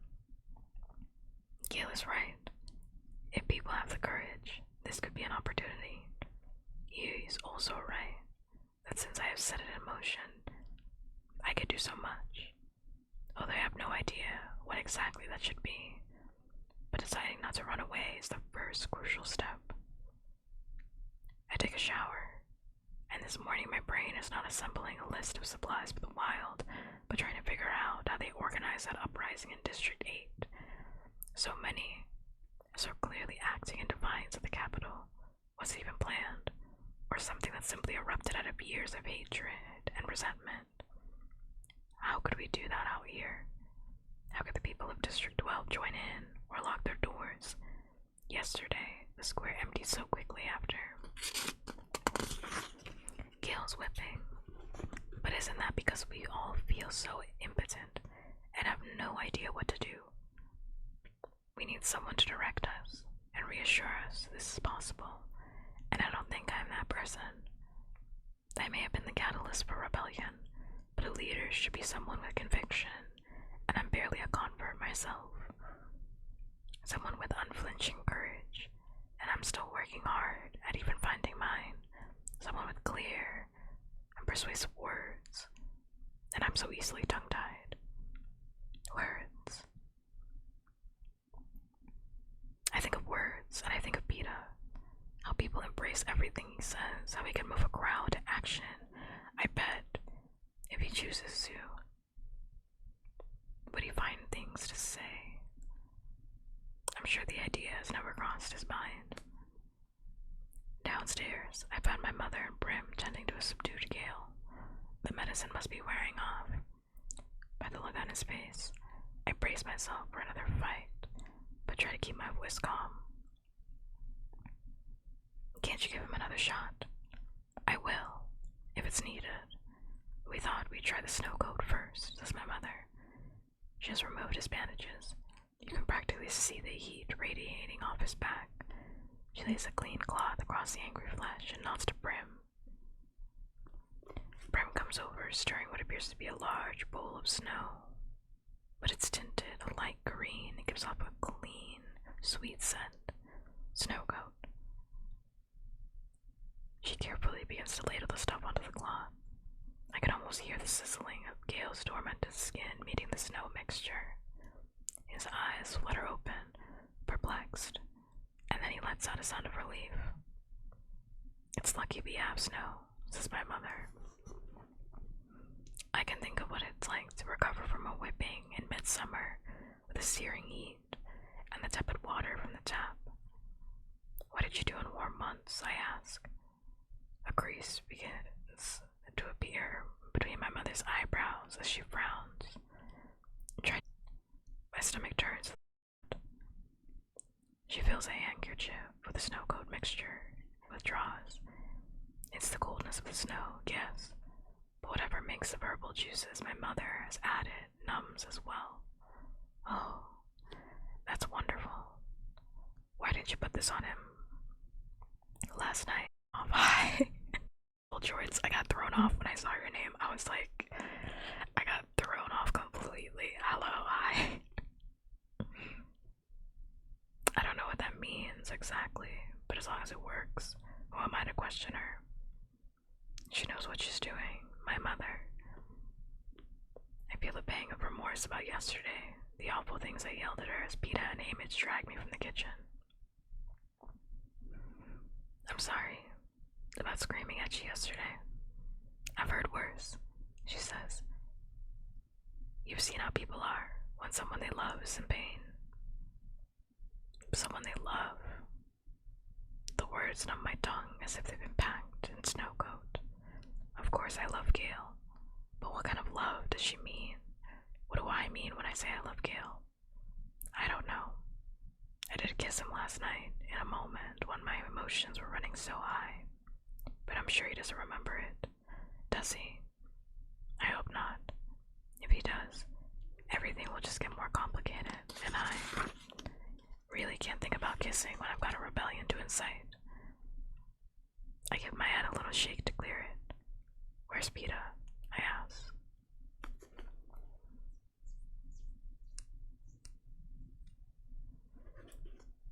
I'm trying now to understand what the hell you just typed, Evan.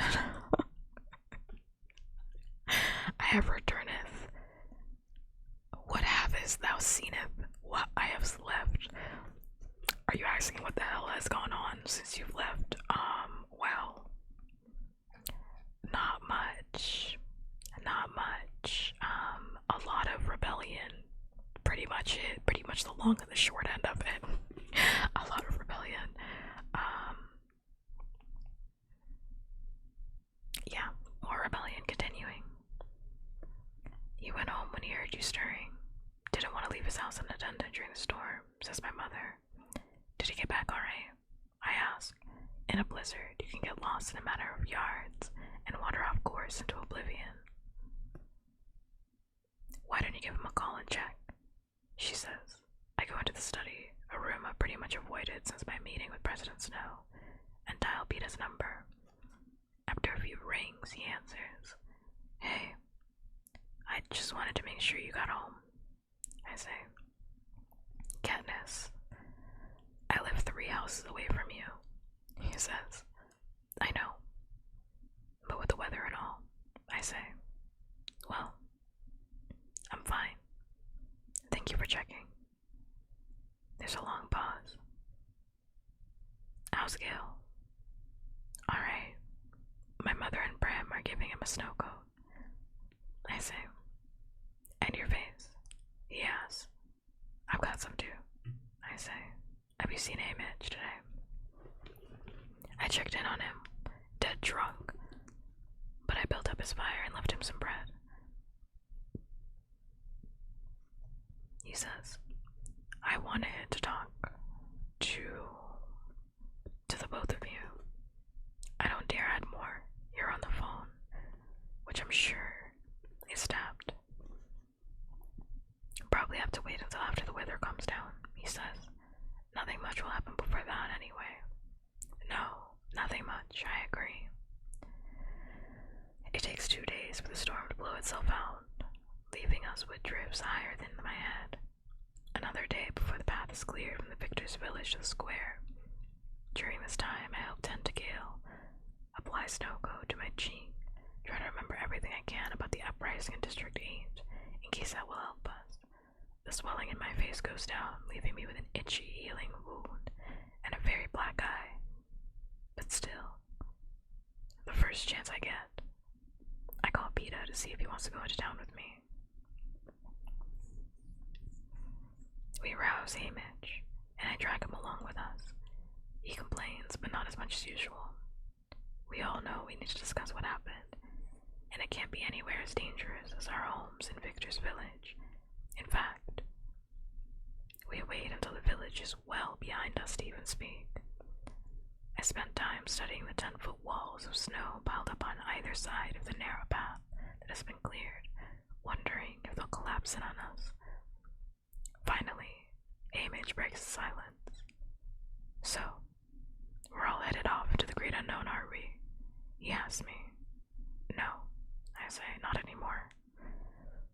Work through the flaws in the plan, did you, sweetheart? He asks. Any new ideas? I want to start an uprising, I say.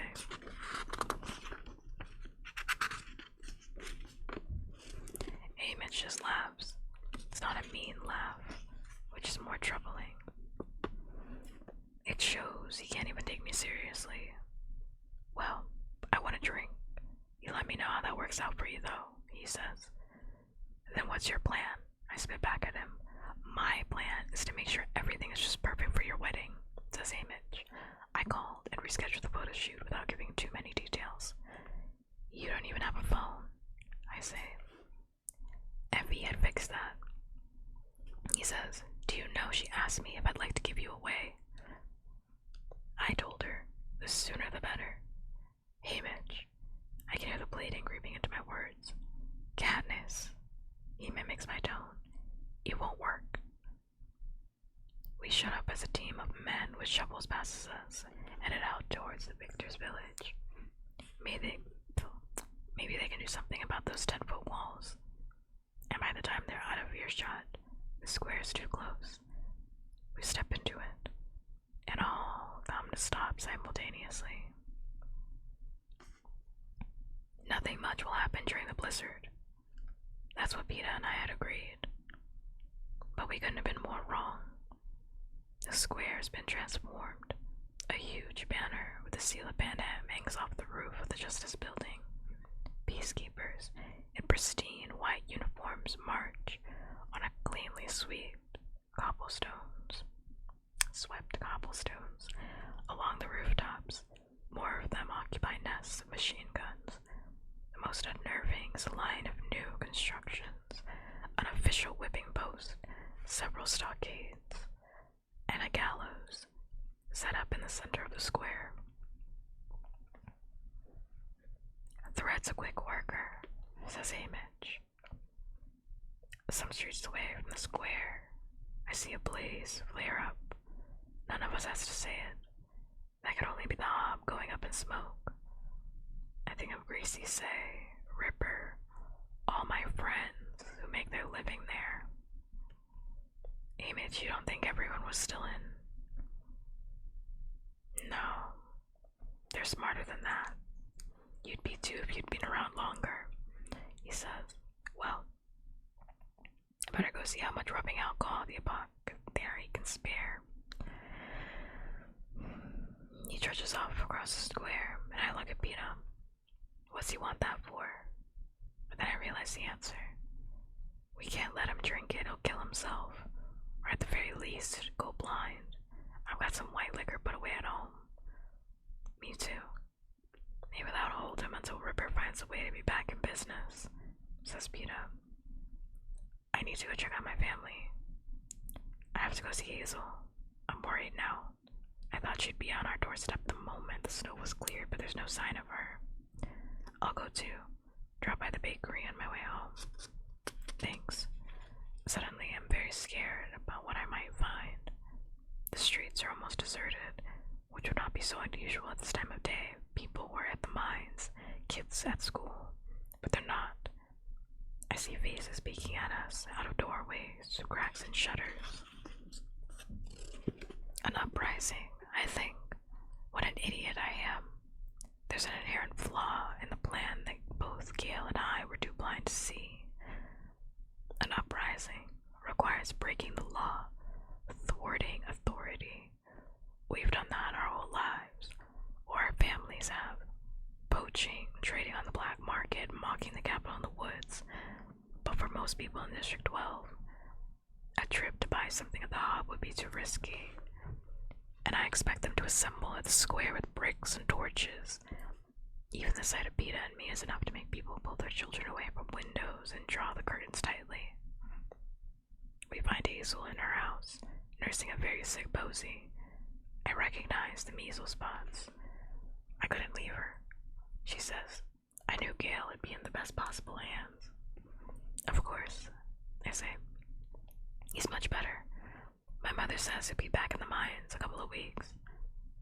May not be open until then anyway, says Hazel. Word is they're closed until further notice. She gives a nervous glance at her empty washtub. You closed down too? I ask. Not officially, says Hazel. But everyone's afraid to use me now. Maybe it's the snow, says Peta. No. Rory made a quick round this morning. Nothing to wash, apparently. Rory wraps his arms around Hazel. We'll be alright. I take the handful of money from my pocket and lay it on the table. My mother will send something for Posey. When we're outside, I turn to Peta. You go on back. I want to walk by the hub. I'll go with you, he says. No, I've dragged you into enough trouble, I tell him, and avoiding a stroll by the hub. That's gonna fix things for me. He smiles and takes my hand. Together we wind to the streets of the seam until we reach the burning building. They haven't even bothered to leave peacekeepers around it. They know no one would try to save it. The heat from the flames melts the surrounding snow, and a black trickle runs across my shoes. It's all that coal dust. From the old days, I say. It was in every crack and crevice. It's amazing the place didn't glow up before. I want to check on Gracie, say. I don't think we'd be helping anyone by dropping in on them, he says. We go back to the square to bother while they exchange small talk about the weather. No one mentions the ugly tools of torture just yards away from the front door. The last thing I notice as we leave the square is that I do not recognize even one of the peacekeepers' faces. As the days pass, things go from bad to worse. The mine stays shut for 2 weeks, and by that time half the district of 12 is starving. The number of kids signed up for Tesserae soars, but they don't even receive their grain. Food shortages begin, and even those with money come away from stores empty-handed. When the mines reopen, wages are cut, hours extended, miners sent into blatantly dangerous work sites. The eagerly awaited food promised for parcel day arrives spoiled, defiled by rodents. The installations in the square see plenty of action, as people are dragged in and punished for offenses so long overlooked we've forgotten they are illegal. Gail goes home with no more talk of rebellion between us, but I can't help thinking that everything he sees will only strengthen his resolve to fight back. The hardship of the mines, the tortured bodies in the square, the hunger on the faces of his family. Rory has signed up for Tesserae, something Gail can't even speak about. But it's still not enough with the inconsistent availability and the ever-increasing price of food. The only bright spot is I get Hamish to hire Hazel as a housekeeper, resulting in some extra money for her and greatly increasing Hamish's standard of living. It's weird going into his house, finding it fresh and clean, food warming on the stove. He hardly notices because he's fighting a whole different battle. Peta and I try to ration that white liquor we had, but it's almost run out. And the last time I saw Ripper, she was in the stocks. I I feel like a pariah when I walk through the streets. Everyone avoids me in public now. Company at home. A steady supply of ill and injured is deposited in our kitchen before my mother, who has long since stopped charging for her services.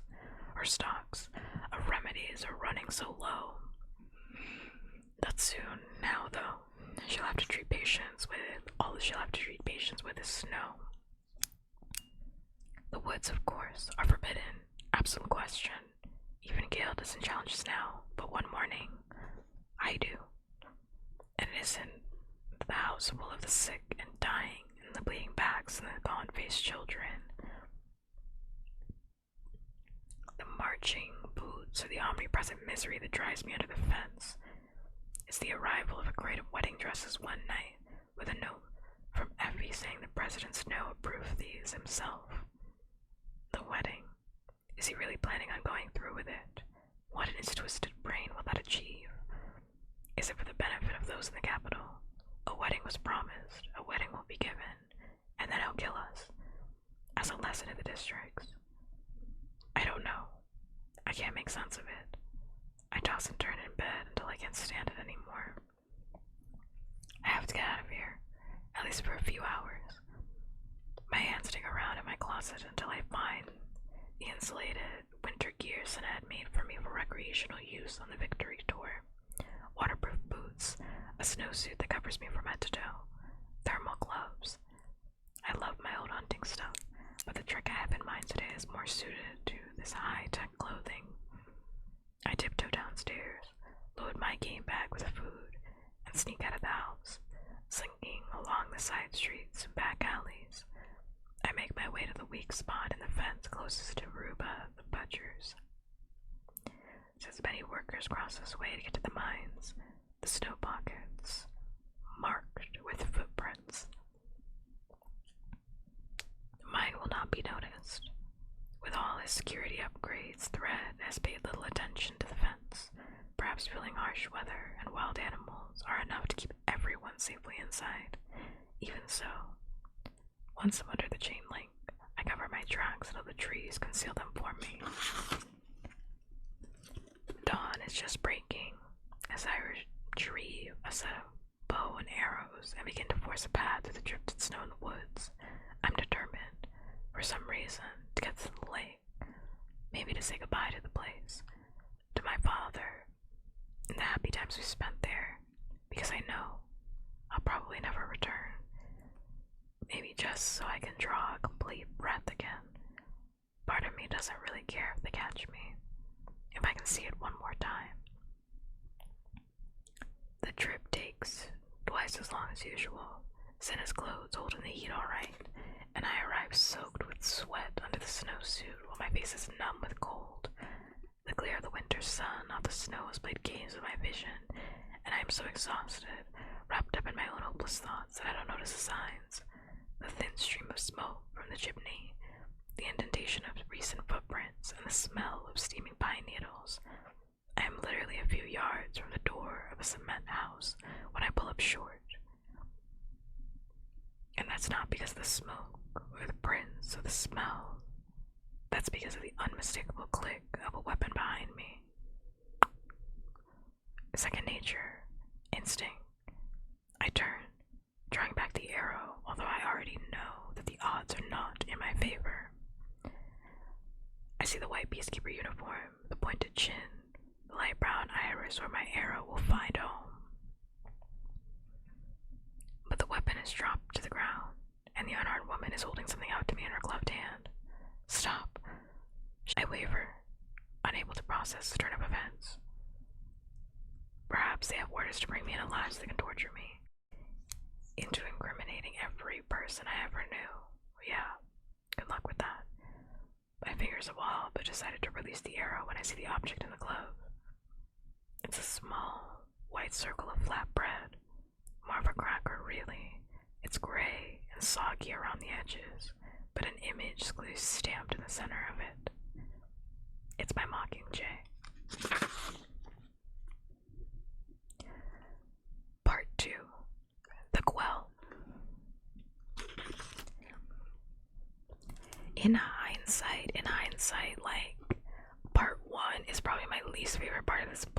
I think the reason why, even though Catching Fire is the best book out of the series objectively, Mockingjay is still my favorite because I think I just like every single part in Mockingjay way more than I do in Catching Fire, because Catching Fire is at its best in the second and third act. I think the first act is like a lot of like aftermath of what happened after the games, and it's like I really kind of don't care. I mean, I very much do, but it's also a lot of Gale, and that's a hard pill for me to swallow because I don't fucking like Gale. I think he's a loser. But part 2 and part 3, now those are the parts we care about. Now those are the parts that actually matter. Yep. So the Quell.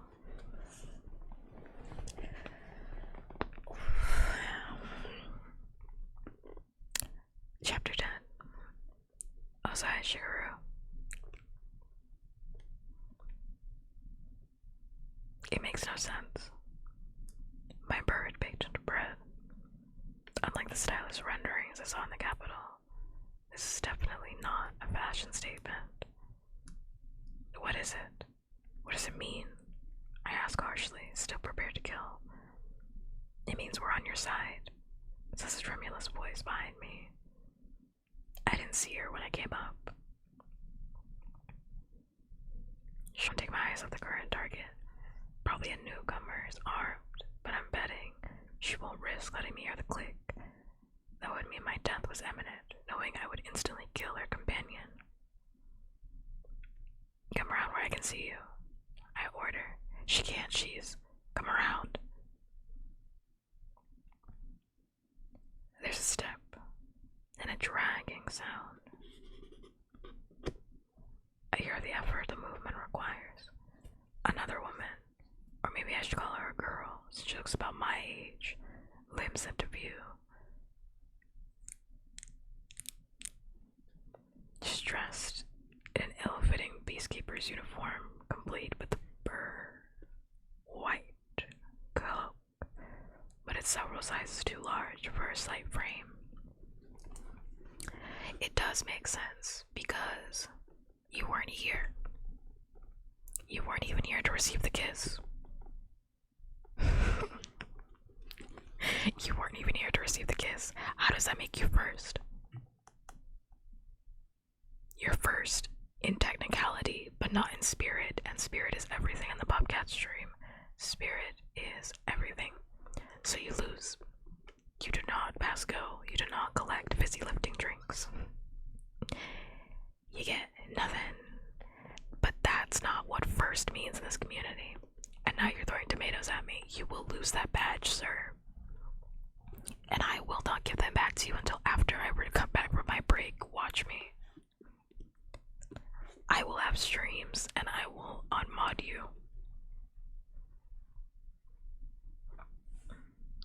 That's the real reason why you lost your first position.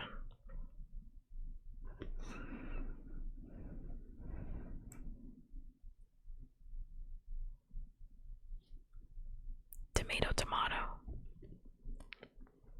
That is the real reason why you lost your first position, because at the very slight of something not going your way, you start throwing tomatoes at me.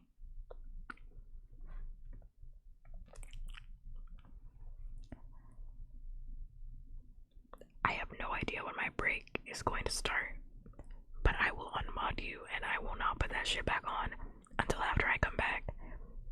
And I might forget, so you might never get that badge back.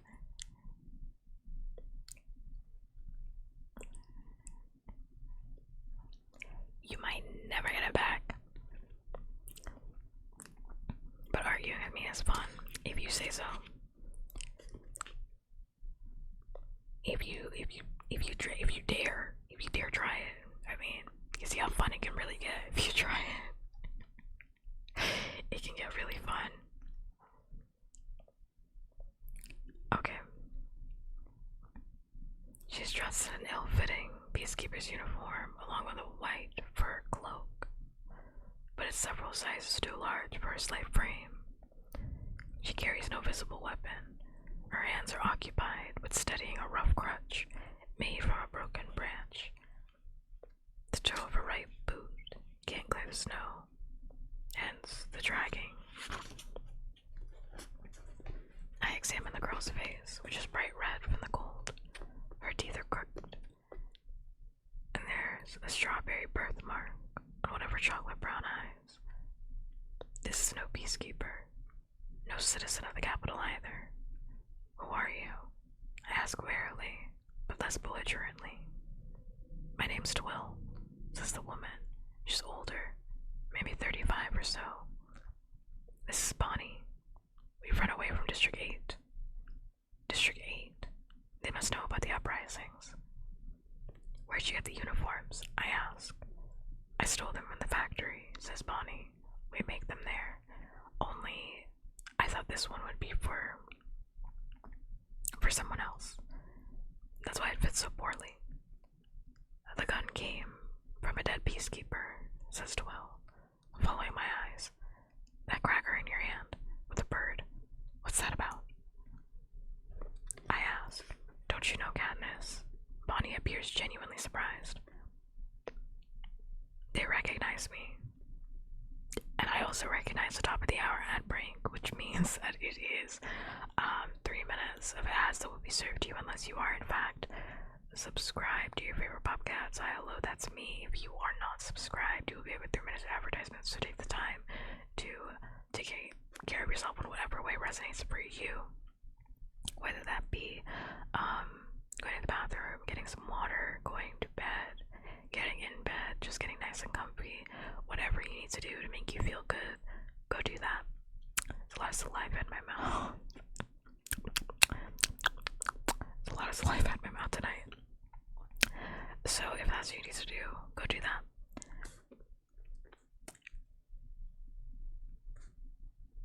They recognize me.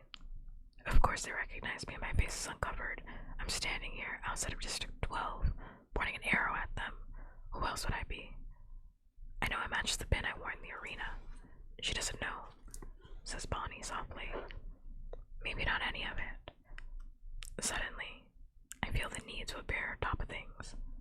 I know you had an uprising in 8. Yes, that's why we had to get out, says Twill. Well, you're good and out now. You're going to go. I ask. We're headed to District 13. Twill replies. 13. I say, there's no District 13. It got blown off the map. 75 years ago, says Twill. Bonnie shifts on her crutch and winces. What's wrong with your leg? I ask. I twisted my ankle. My boots are too big, says Bonnie. I bite my lip. My instinct tells me they're telling the truth. And behind that truth is a whole lot of information I'd like to get. I step forward and retrieve Twill's gun before lowering my polo. Then I hesitate a moment, thinking of another day in this woods when Gale and I watched Hovercraft appear out of thin air and captured 2 escapees from the capital. The boy was speared and killed first. The red-headed girl, I found out when I went to the capital, was mutilated and turned into a mute servant called an A-box. Anyone after you? We don't think so. We think they believe we were killed in a factory explosion. Only a fluke that we weren't. Alright, let's go inside. Nodding at the cement house. I follow them in, carrying the gun. Bonnie makes straight for the hearth and lowers herself onto a peacekeeper's cloak that had been spread before it. She folds her hands to the feeble flame that burns on one end of a charred log. Her skin is so pale as to be translucent, and I can see the fire glow through her flesh. The Twill tries to arrange the cloak, which must have been her own, around the shivering girl. A tin gallon can has been cut in half, the lip ragged and dangerous. It sits in the ashes, filled with a handful of pine needles stemming in water. Making tea? I ask.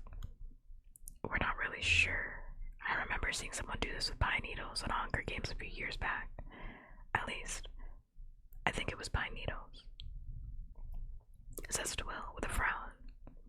I remember District 8, an ugly urban place stinking of industrial fumes, the people housed in run-down tenements, barely a blade of grass in sight, no opportunity ever to learn the ways of nature. It's a miracle these two have made it this far. Out of food? I ask.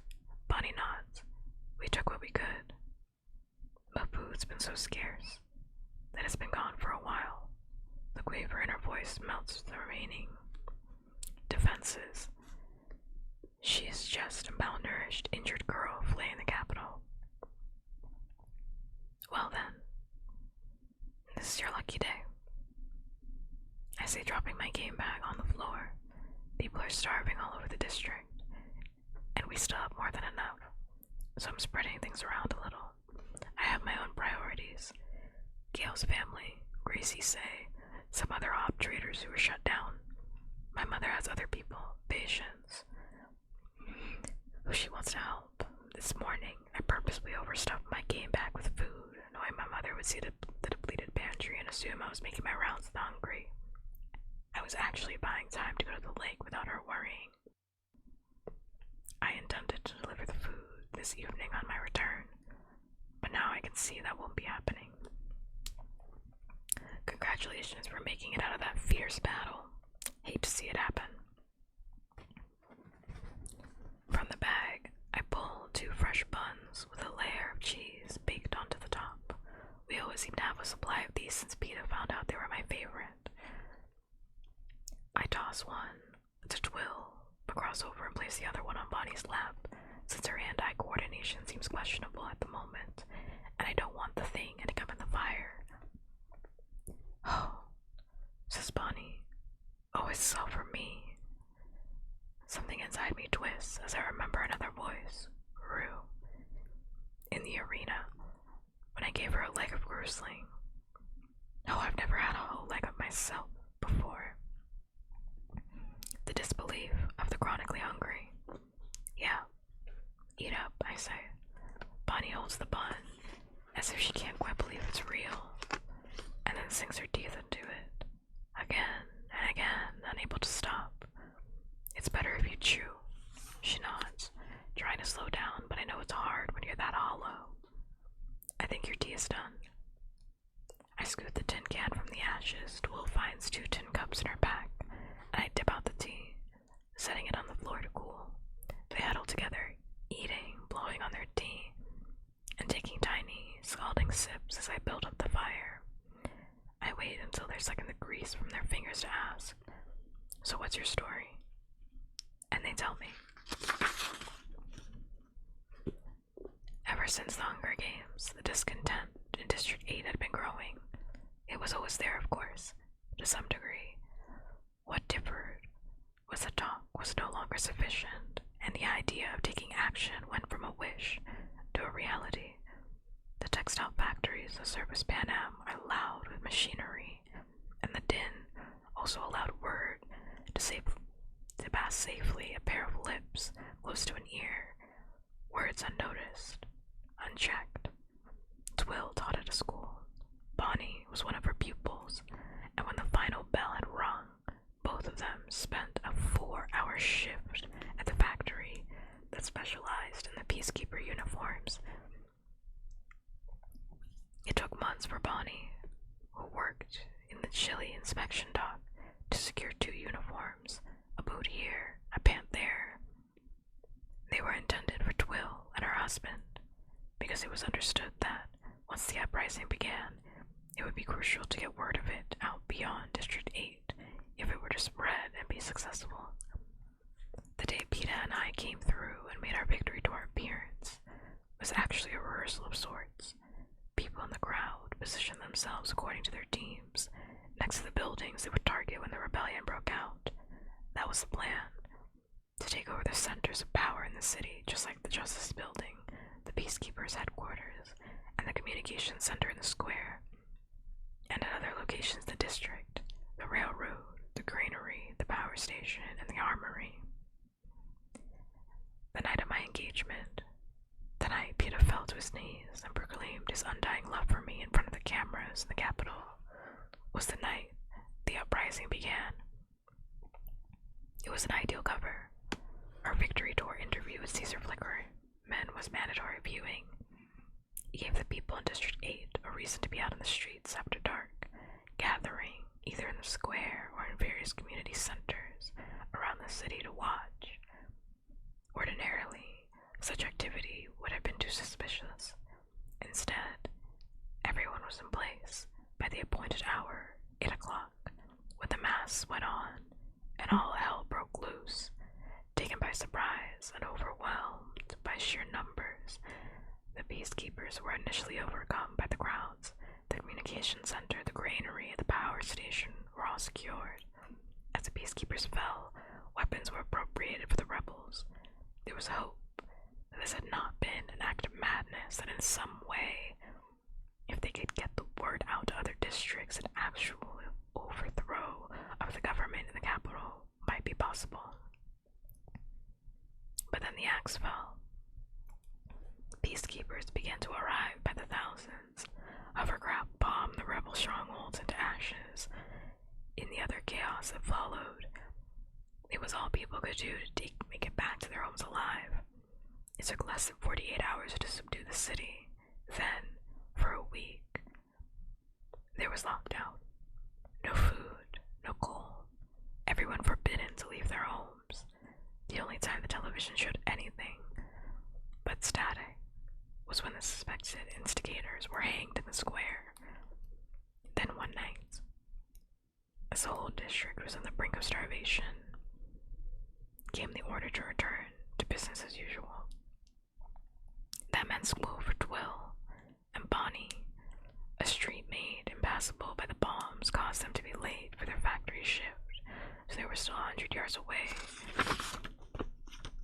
when it exploded, killing everyone inside, including Twill's husband and Bonnie's entire family.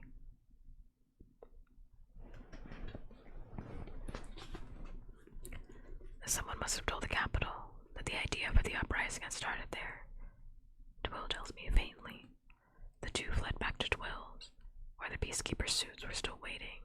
They scrapped together what provisions they could, stealing freely from neighbors they now knew to be dead, and made it to the railroad station. In a warehouse near the tracks, they changed into the peacekeeper uniforms, and disguised, were able to make it into a boxcar full of fabric on a train at a District 6. They fled the train at a fuel stop along the way and traveled on foot, concealed by woods, but using the tracks for guidance. They made it to the outskirts of District 12 2 days ago, where they were forced to stop when Bonnie twisted her ankle. I dictated her reading the story. Be quiet. Bonnie and Twill exchange a nervous glance. We're not sure exactly, Twill says. It's nothing but rubble, I say. We've all seen the footage. That's just it. They've been using the same footage for as long as anyone in the District 8 can remember, says Twill. Really? I try to think back, to call up the images of District 13 I had seen on television. You know how they always show the Justice Building? Twill continues. I nod. I've seen it 1,000 times. If you look very carefully, you'll see it. Up in the far right-hand corner. See what? Twill holds out her cracker with the bird again. A mockingjay. Just a glimpse of it as it flies by. The same one every time. Back home, we think they keep reusing the old footage because the Capitol can't show what's really there now. Says Bonnie. I give a grunt of disbelief. You're going to District 13 based on that? A shot of a bird? You think you're gonna find some new city with people strolling around in it? And that's just fine at the Capitol? No, Twill says earnestly. We think the people moved underground when everything on the surface was destroyed. We think they've managed to survive. And we think the Capitol leaves them alone because before the dark days, District 13's principal industry was nuclear development. They were graphite miners, I say. But then I hesitate, because that's information I got from the capital. They had a few small mines, yes, but not enough to justify a population of that size. That, I guess, is the only thing we know for sure, says Twill. My heart's beating too quickly. What if they're right? Could it be true? Could there be somewhere to run besides the wilderness? Somewhere safe? If a community exists in District 13, would it be better to go there, where I might be able to accomplish something, instead of waiting here for my death? But then, if there are people in District 13 with powerful weapons, why haven't they helped us? I say angrily. If it's true, why did they leave us to live like this, with the hunger and the killings and the games? And suddenly, I hate this imaginary underground city of District 13 and those who sit by watching us die. They're no better than the capital. We don't know, Bonnie whispers, but right now, we're just holding on to the hope that they exist. This snaps me to my senses.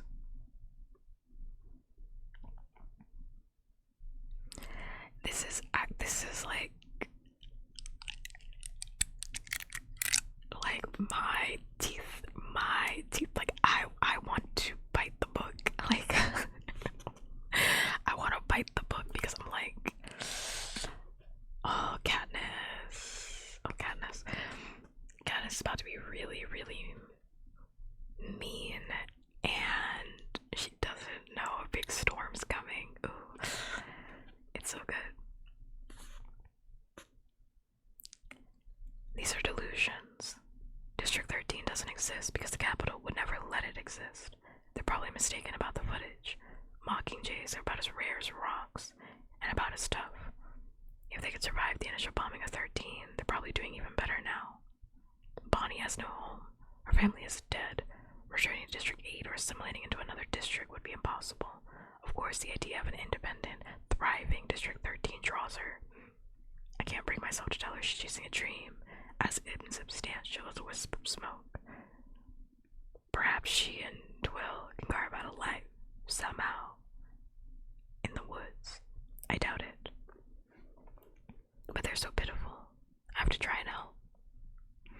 Like I say, like Katniss is so interesting because Katniss does not believe anything she cannot see. Like, that's the thing about Katniss, and I really like that because why would she? Katniss does not have it reminds me of people or children that have been through traumatic experiences and cannot conceptualize after that point because they've never had the opportunity to children that have been through traumatic experiences at very young ages that can no longer play house or have imaginary friends or make believe because everything is tethered to their reality. They cannot conceptualize other realities that are not the one that they are currently existing in. And I feel like that's very textbook Katniss, where she's like, I literally I do not see District 13, therefore I do not believe it exists. I just don't see it. Proof, where's the proof? I don't see it. She can't even conceptualize a reality in which District 13 exists, therefore it's stupid to her, which is so interesting to me. Fascinating character. Because I'm like, Katniss, you also can't see, you can't see President Snow right now, but you know that he's out there. You can't, Katniss, you can't see District 8, but you know they're having an uprising right now. Katniss, please. You can't see all this stuff, and yet, interesting. First, I give them all the food in my pack. Grain and dried beans mostly, but there's enough to hold them for a while if they're careful. Then, I take Twill out into the woods and try to explain the basics of hunting. She's got a weapon that, if necessary, can convert solar energy into deadly rays of power. She so that could last indefinitely. When she manages to kill her first squirrel, the poor thing is mostly a charred mess because it took a direct hit to the body. But I show her how to clean and skin it. With some practice, she'll figure it out. I got a new crutch for Bonnie. Back at the house, I peel off an extra layer of socks for the girl, telling her to stuff them in the toes of her boots to walk, and then wear them on her feet at night. Finally, I teach them how to build a proper fire. They beg me for details of the situation in District 12, and I tell them about life under threat. I can see they think this is important information that they'll be bringing to those who run District 13, and I play along as to not destroy their hopes. But when the light signals late afternoon, I'm out of time to humor them. I have to go now, I say. They pour out, thanks, and embrace me. Tears spill from Bonnie's eyes. I can't believe we actually got to meet you. You're practically all anyone's talked about since. I know, since I pulled out those berries, I say. I hardly notice the walk home, even though a wet snow begins to fall. My mind is spinning with new information about the uprising in District 8 and the unlikely but tantalizing possibility of District 13. Listening to Bonnie and Twill confirmed one thing. President Snow's been playing me for a fool. All the kisses and endearments in the world could never derail the momentum building up in District 8. Yes, my holding out the berries had been the spark, but I had no way to control the fire. He must have known that. So why visit my home? Why order me to persuade the crowd of my love for Peta?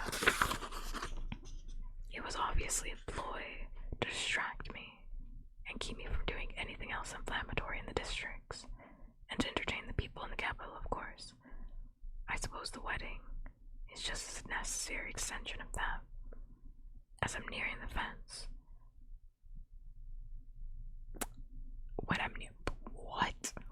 what is this? I'm nearing the fence when a mockingjay lights on a branch and trills at me. At the sight of it, I realize I never got a full explanation of the bird on the cracker and what it signifies. It means we're on your side. That's what Bonnie said. I have people on my side. What side? Am I unwittingly the face of the hoped-for rebellion? Has the mockingjay on my pin become a symbol of resistance? If so, my side's not doing too well. You only have to look at what happened in District 8 to know that. I stashed my weapons in the hollow log nearest to my old home in the seam and head for the fence. I'm crouched on one knee preparing to enter the meadow, but I'm so preoccupied with the day's events that it takes a sudden screech of an owl to bring me to my senses. In the fading light, the chain links look as innocuous as usual, but what makes me jerk back my hand is a sound like the buzz of a tree full of tracker nests, indicating the fence is alive with electricity. Chapter 11. My feet back up automatically and I blend into the trees. I cover my mouth with my glove to disperse the white of my breath in the icy air.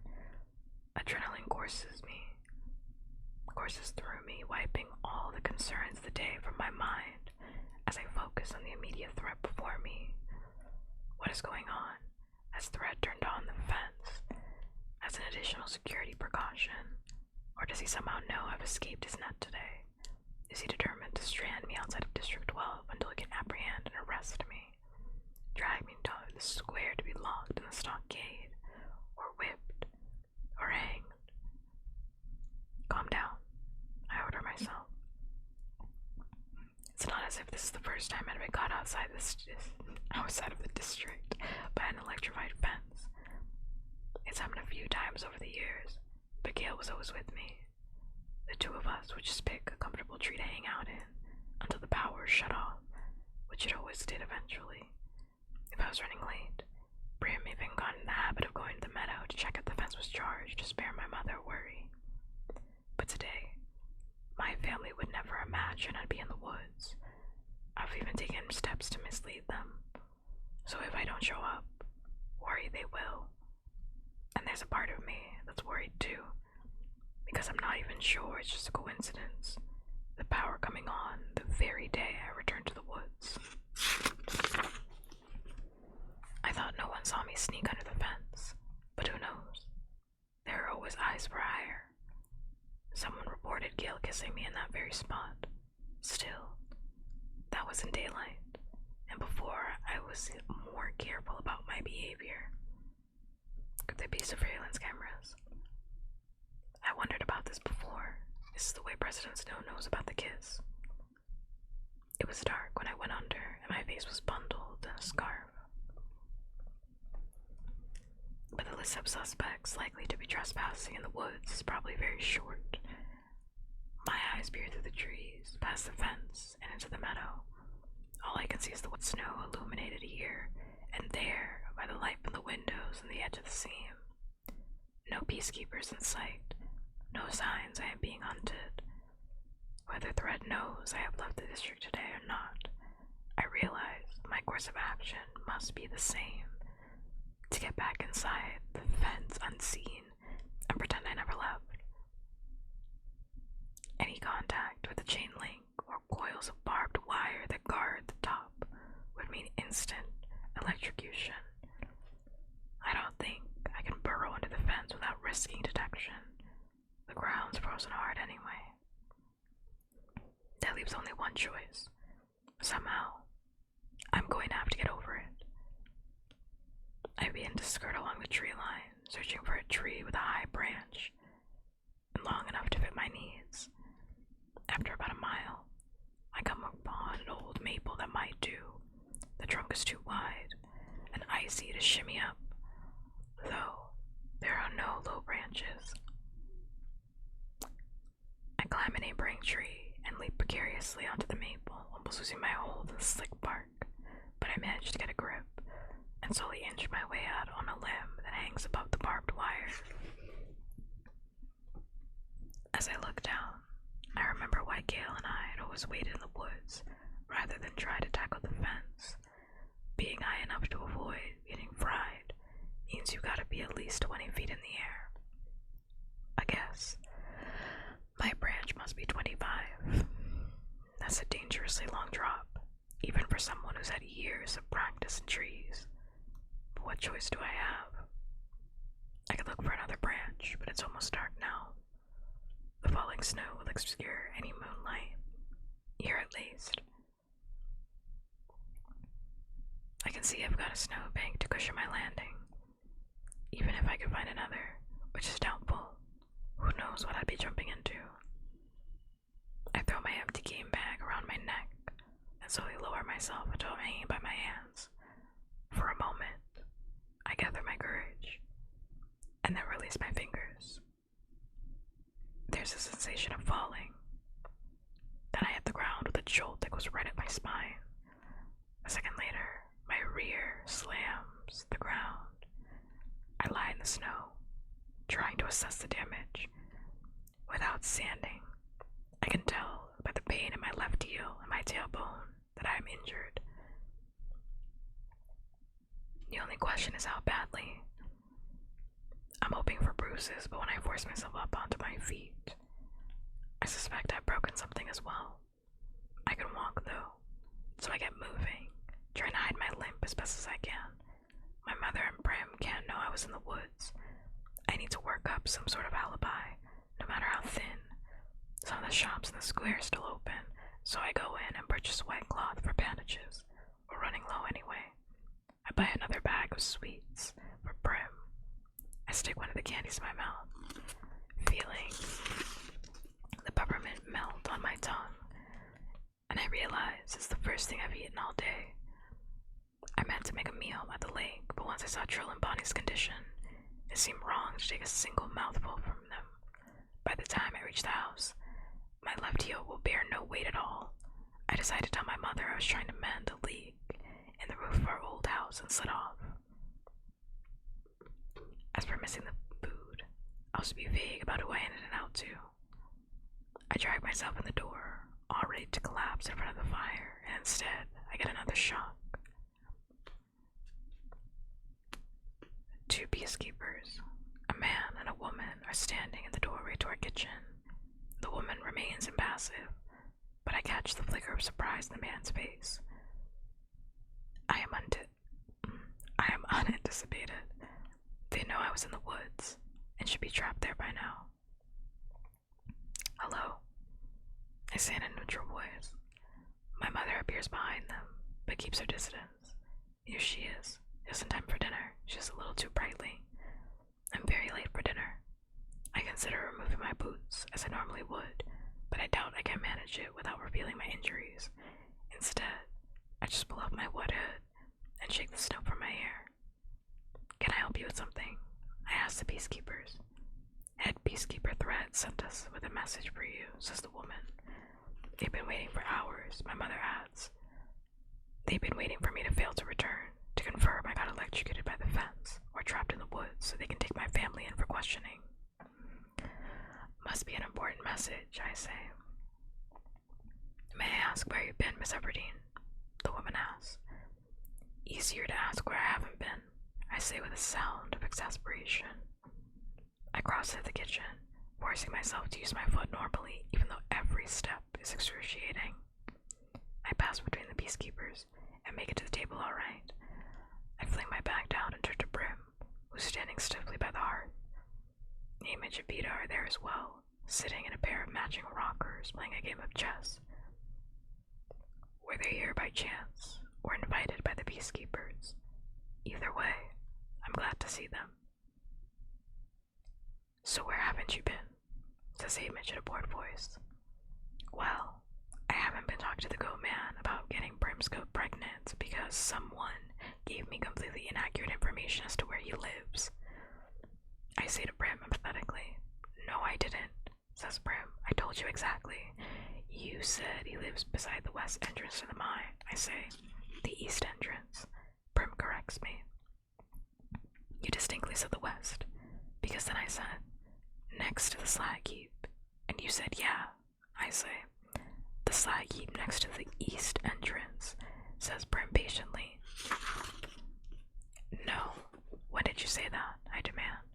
Last night, Hamish chimes in. It was definitely the east at Beta. He looks at Hamish, and they laugh. I glare at Beta, and he tries to look contrite. I'm sorry, but it's what I've been saying. You don't listen when people talk to you. Bet people told you didn't live there today and you didn't listen, says Hamish. Shut up, Hamish, I say, clearly indicating he's right. Hamish and Beta crack up, and Brim allows herself a smile. Fine. Somebody else can arrange to get the scoop and goat knocked up. I say, which makes them laugh more. And I think this is why they made it this far. Hamish and Beta. Nothing throws them. The man's smiling, but the woman is unconvinced. What's in the bag? She asks sharply. I know she's hoping for game or wild plants, something that clearly condemns me. I dump the content on the table. See for yourself. We're running. Oh, I skipped a whole bunch. Oh, good, says my mother, examining the cloth. We're running low on bandages.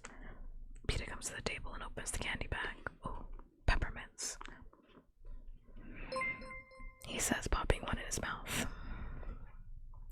Donto McGee, thank you so much for the follow. Thank you very much appreciated. I hope you're doing well. Oh my god, everything is like frozen for me. Hope you're doing well, D-Night, wherever you are. I'm gonna put a little heart in your honor on me right now.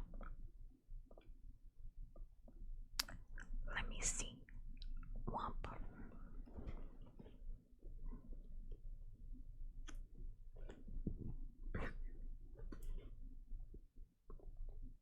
They're mine. I take a swipe for the bag. He tosses it to Hamish, who stuffs a fistful of sweets in his mouth before passing the bag of candy to a giggling Brim. None of you deserve candy, I say. What? Because we're right. Peter wraps his arms around me. I give a small yelp of pain as my tailbone objects. I try to turn it into a sound of indignation, but I can see in his eyes that he knows I'm hurt. Okay, Brim said west. I distinctly heard west. And we're all idiots. How's that? Better, I say, and I accept his kiss. Then, I look at the peacekeepers as if I'm suddenly remembering they're there. You have a message from me. From the head peacekeeper thread, says the woman. He wanted you to know the fence surrounding District 12 will now have electricity 24 hours a day. Didn't it already? I ask a little too innocently. He thought you might be interested in passing this information on to your cousin, says the woman. Thank you. I'll tell him. I'm sure we're all sleep. We'll all sleep a little soundly. I was like, what is she saying? We'll all sleep a little more soundly now that the security has addressed that lapse. I'm pushing. I know it. But the comment gives me a sense of satisfaction.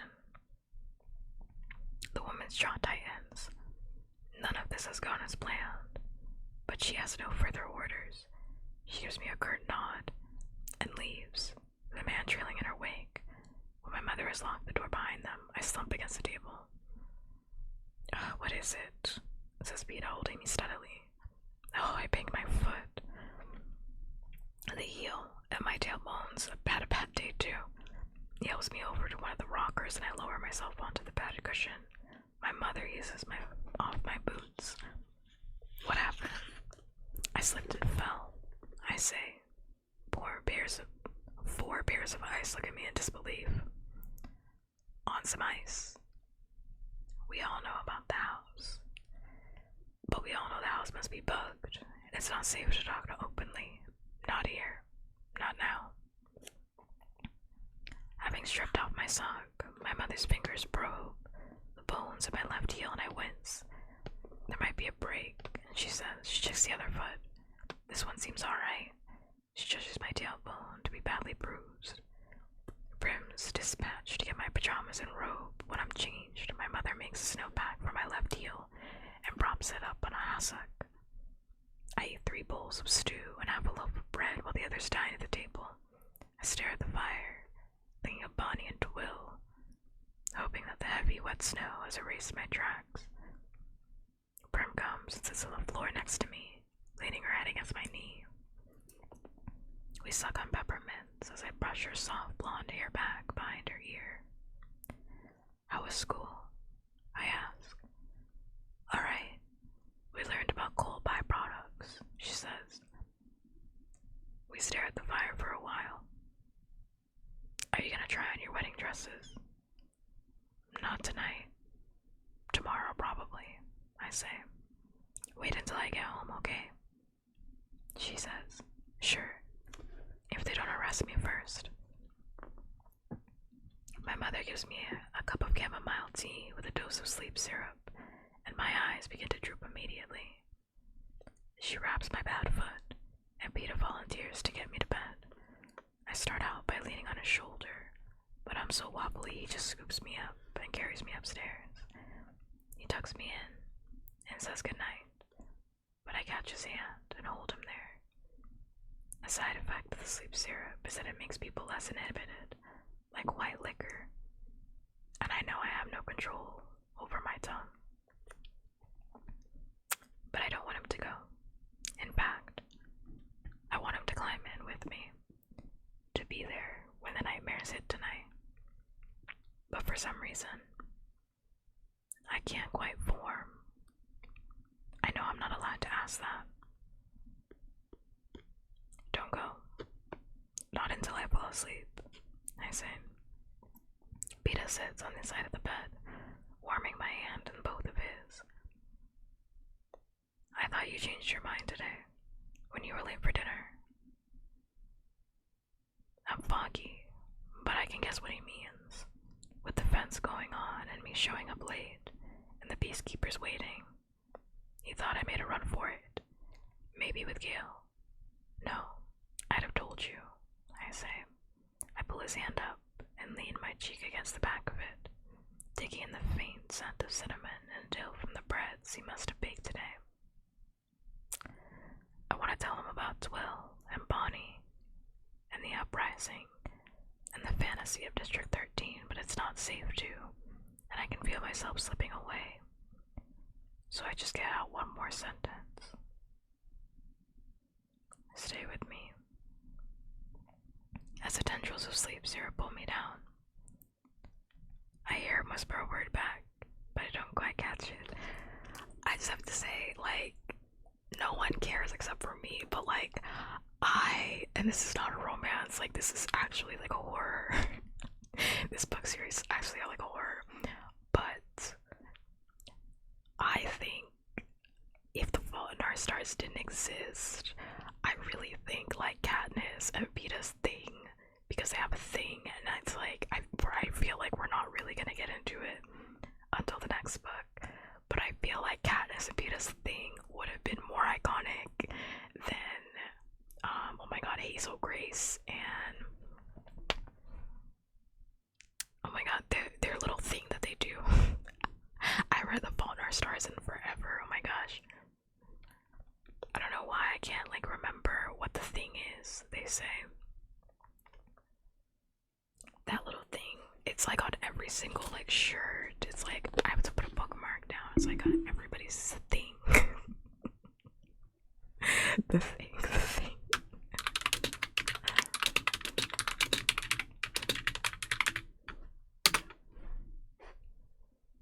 Yeah, it's the always and okay in response. I was like, what is it? I know it's like always and then something, but I can't remember.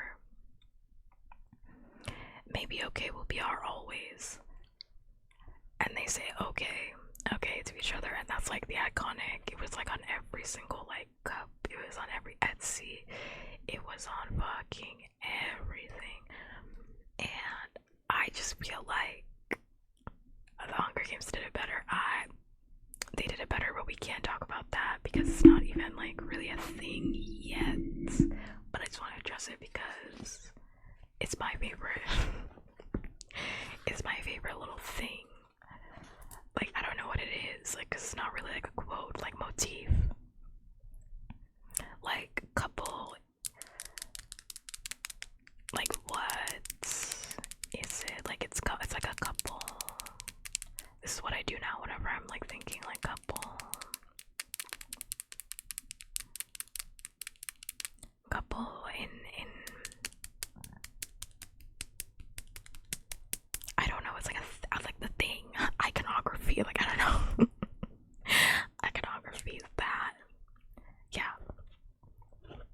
The stay with me, and then the response after, yeah. I think it just crushes every single time. But I'll get to it when I get to it. My mother lets me sleep until noon, then rouses me to examine my heel. I'm ordered to a week of bed rest, and I don't object because I feel so lousy. Not just my heel and my tailbone. My whole body aches with exhaustion. So I let my mother doctor me and feed me breakfast in bed and tuck another quilt around me. Then I just lay there. Goals? No, not like goals. It's like when couples have like typically in like romance, like couples have like that thing that like solidifies, like not solidifies, but they have that thing that's like iconic about their relationship. It's not like a goal, but it's like a moment in time that gets like, you know, I don't want to say bastardized, but like the minute it starts selling on Etsy, do you know what I mean? Like it happens not just for couples, but just like any form of relationship. Like whenever I think about Bucky and Captain America, I always think about that scene on the bridge, on like is the bridge like when they're fighting and he's beating the absolute shit out of Chris Evans, and he's like, I'm with you till the end of the line. You know what I mean? Like a moment like that where it's like, I'm with you till the end of the line. Like gagged. Like it's a gag moment for sure. Like gagged a little bit. And like you see that all over Etsy. It's like the Etsy moment. I don't know what to call it, but like the Etsy moment. And I feel like Katniss and Peeta did the Etsy moment better than The Fault in Our Stars, but because of Fault in Our Stars has the always in it, they took it. They took it. They took the Etsy moment. They took it. They took it. Blake plays, are you raising your hand? Are you just like agreeing? I just feel like every like relationship dynamic, and it doesn't have to be romantic, but like every relationship dynamic has that like Etsy moment, and Katniss and Peeta's reoccurring Etsy moment is like one of my favorite things in this book series. Personally, I just really like it, but I also really like dysfunctional relationships, because to just be completely honest, like I've been saying this entire time that like Gale and Katniss have literally trauma bonded, which is true. They definitely have.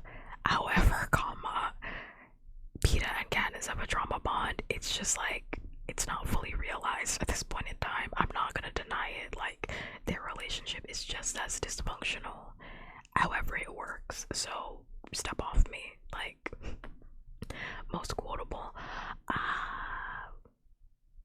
No, because like it's not really even the most quotable moment in any of these books. I just like it because like, would I even say that that's like the most quotable? That is one of them. Actually, I would say that. I don't. It's the Etsy moment. That's just what I call it. Like the Etsy, like the thing. Like when you hear it, you're like, oh, this is going on Etsy. Like. Like you hear it and you're like, oh my god, I can see that on a t-shirt on Etsy. Like I don't know what to call it, but it doesn't have to be like the most quotable, because like sometimes it's not. Because like if we're talking about, for example, like How I Met Your Mother, which I do not like the way How I Met Your Mother ended. We're just taking a quick break, but like I don't like the way that How I Met Your Mother ended, right? For example, but like the blue French horn, like that's an iconic, not a moment, but it's an iconic object. Like it can also be an object too. It's like a reoccurring, like it's like a thing across specifically Robin and Ted's relationship. Like that's one. But that's horrible. It's a horrible relationship. I don't like that. I hate How I Met Your Mother, so like that's not a very good one. Well, I said that already. It's like iconic, but it's like there's not. It's the Etsy moment. It's okay. It's just an Etsy moment. It's the Etsy moment.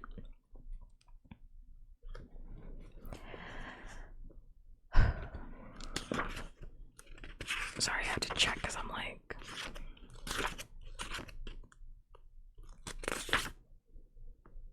I was wondering, I'm like, when the fuck does this thing happen that I'm waiting for? Got it.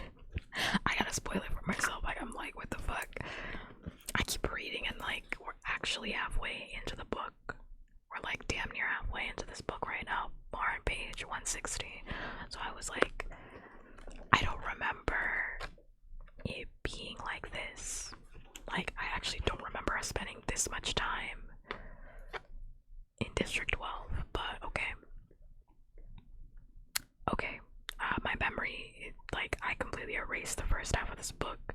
The first half of this book felt so tiny in comparison to, like, everything else that happens.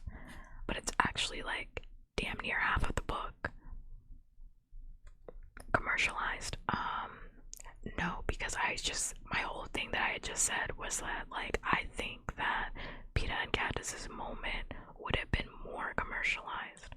Or, like, I guess more on Etsy if The Fault in Our Stars wasn't a thing, because I think that moment's cuter. Also, hi Beachery. It means it's okay that there's not a word to what I'm saying. You understand? Like, that's okay. I just did not remember this book being like so District 12 heavy. Like, there's a lot of setup. I did not realize that. In my head, there's like like 6 chapters of setup, and then you like get into it. But like in actuality, there's like 15 chapters of setup, and then we get into it. Like that's actually half the book. It's actually half the book. I did not realize. Okay. Sorry, my mouth is full of saliva.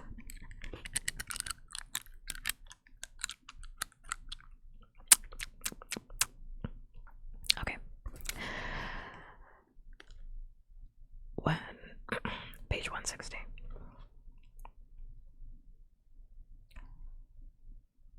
I think a lot about Bonnie and Doyle and the pile of white dresses downstairs, and if Thread will ever figure out how I got back in and arrest me.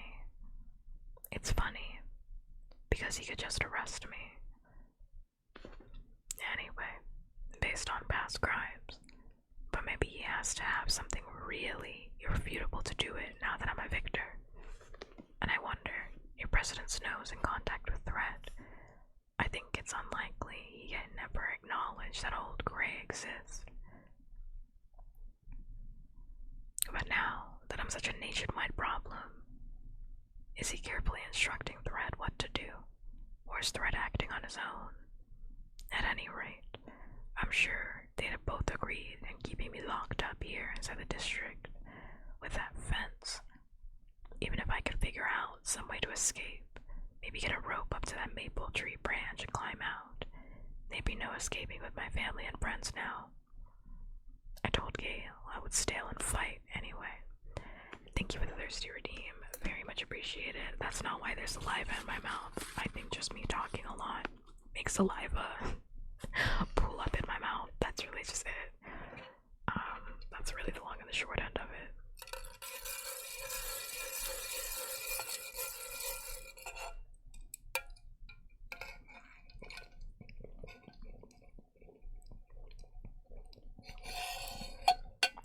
I'm not really thirsty. I'm just full of liquid.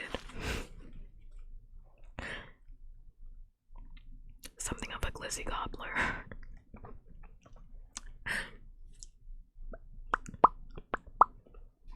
Oh my gosh, I like cannot focus when my lips are dry. Like it's actually killing me inside. Wow.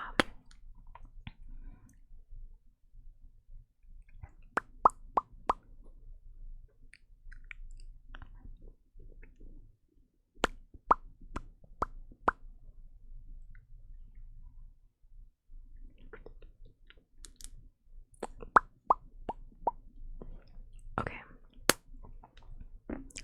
Much better. Now I can focus. For the most part, methinks we can focus.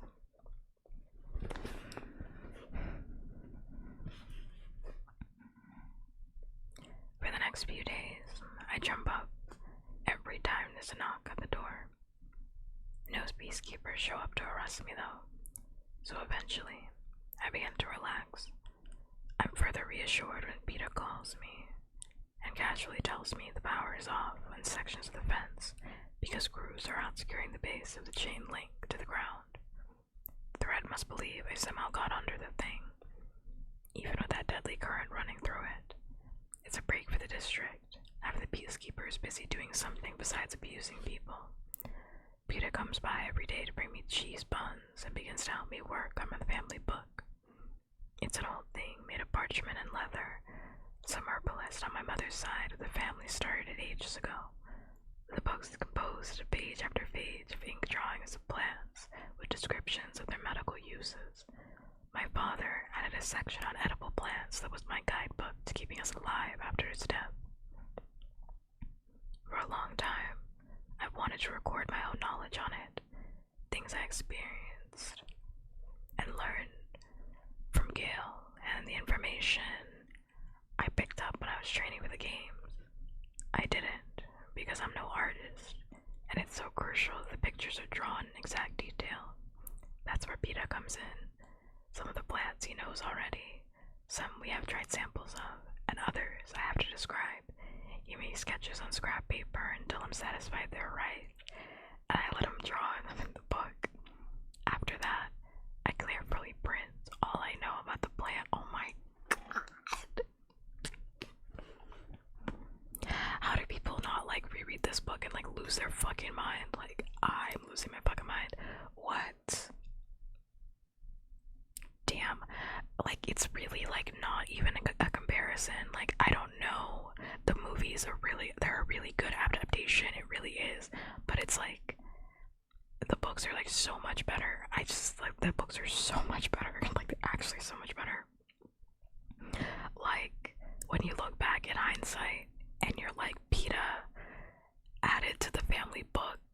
PETA who stayed by Katniss's side every day. Where is Gale, you might be asking? It's driving me insane because I know what's gonna come and it's really not fun.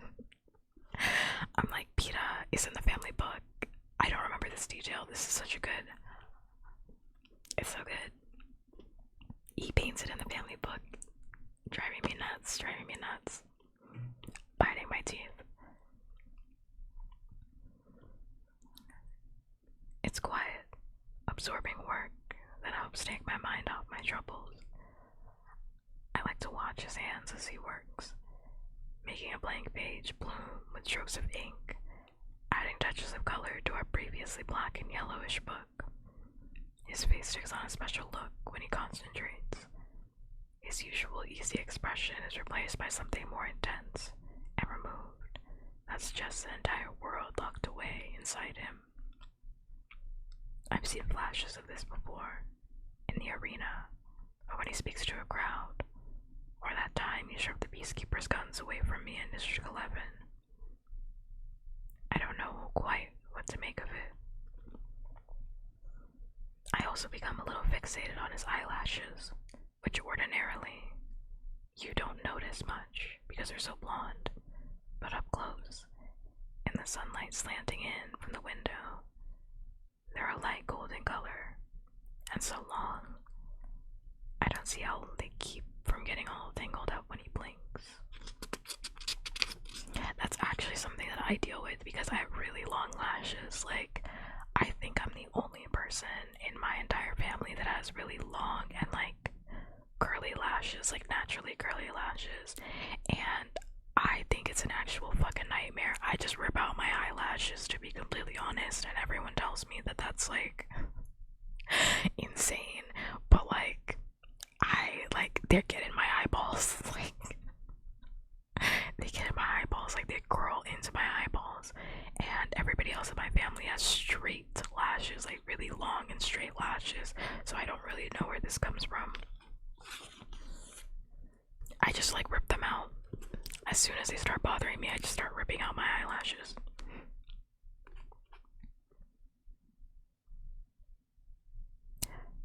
Anyway,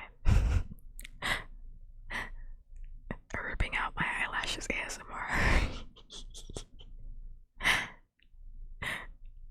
One afternoon, Peter stops shading a blossom and looks up so suddenly that I'd start, as though I were caught spying on him, which in a strange way, maybe I was, but he only says, you know, I think this is the first time we've ever done anything normal together. Yeah, I agree. Our whole relationship has been tainted by the games. Normal was never a part of it. Nice for a change. Each afternoon he carries me downstairs for a change of scenery, and I unnerve everyone by turning on the television. Usually, we only watch what's mandatory, because the mixture of propaganda and displays of a capital's power, including clips from 74 years of Hunger Games, is so odious. But now, I'm looking for something special that Mockingjay, Bonnie, and Will are basing all their hopes on. I know it's probably foolish, but if it is, I want to rule it out and erase the idea of a thriving District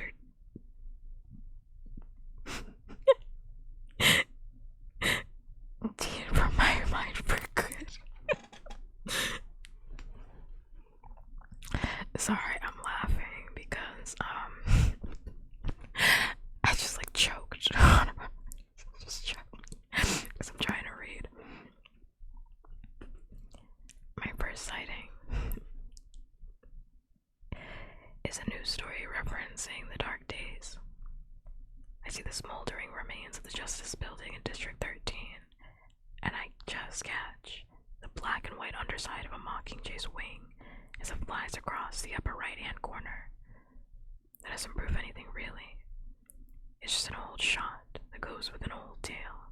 However, several days later, something else grabs my attention.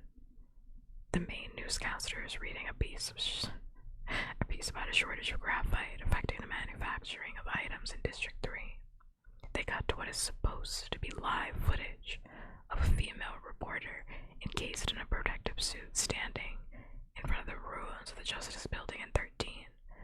Through a mask, she reports that unfortunately, a study has just today determined that the mines of District 13 are still too toxic to approach. End of story. But just before they cut back to the main newscaster, I see the unmistakable flash of that same Mockingjays wing. The reporter has simply been incorporated into the old footage. She's not in District 13 at all, which begs the question, what is? And that is where we're gonna take our 3-minute ad break because Pup needs to go use the bathroom. So I will be RB while I go PEE, and I will be right back. So go take care of yourself during these 3 minutes while I am going to PEE.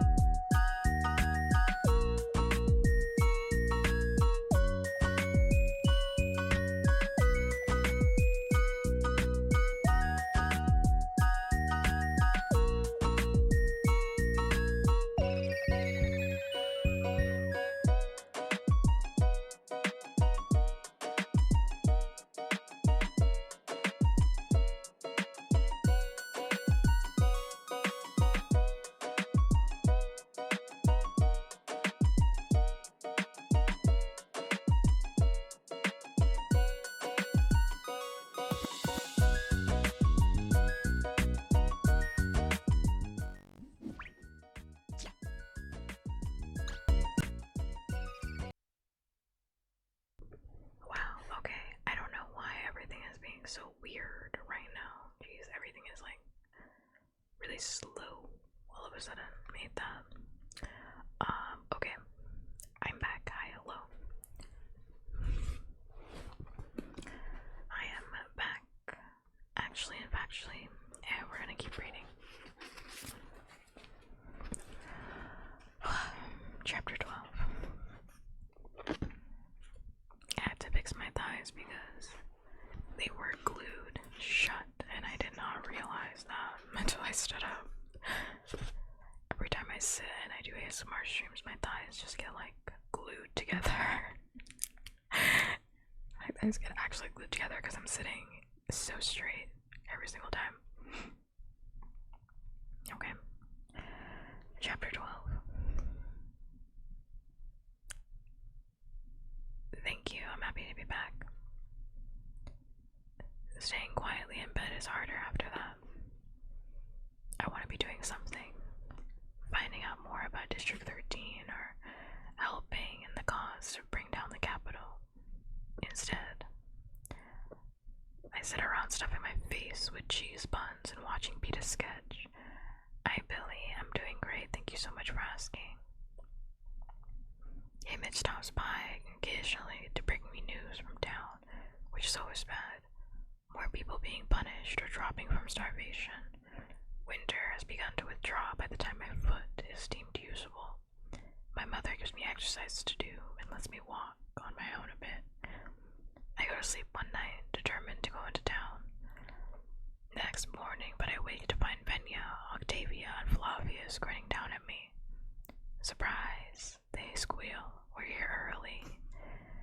Thank you, Billy, for the Planet and the Thirsty. I'm actually like so good right now because I just did a BRB. But I will crack my fingers. Oh, I cannot crack my thumb anymore because I have nails on.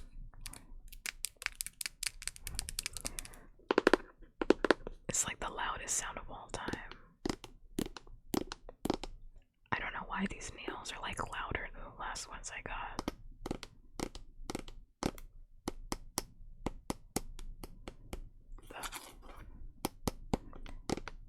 I feel like they're like gunshots. Like one tap across.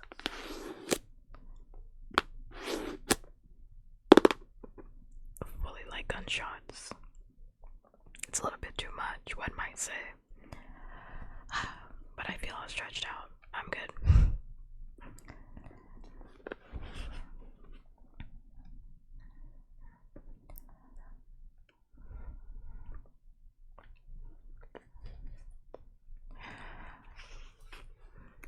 After I took that lash in the face, Amish got their visit pushed back several months so I could heal up. I wasn't expecting them for another 3 weeks, but I try to act delighted that my bridal photo shoot is here at last. My mother hung up all the dresses so they're ready to go, but to be honest, I haven't even tried on one. After the usual histrionics about the deteriorated state of my beauty, they get right down to business. Their biggest concern is my face, although I think my mother did a pretty remarkable job healing it. There's just a pale pink strip across my cheekbone. The whipping's not common knowledge, so I tell them I slipped on the ice and cut it. And then I realize that's my same excuse for hurting my foot, which is going to make walking in heels a problem. But Flavius, Octavia, and Venia aren't the suspicious types, so I'm safe there. Since I only have to look hairless for a few hours instead of a few weeks, I get to be shaved instead of waxed.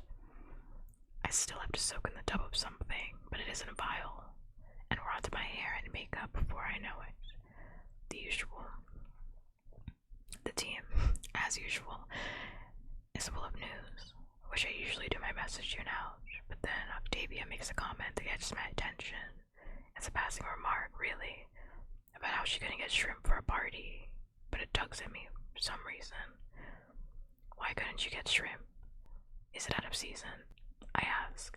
Oh, Katniss, we haven't been able to get any seafood for weeks, says Octavia. You know, because the weather's been so bad in District 4.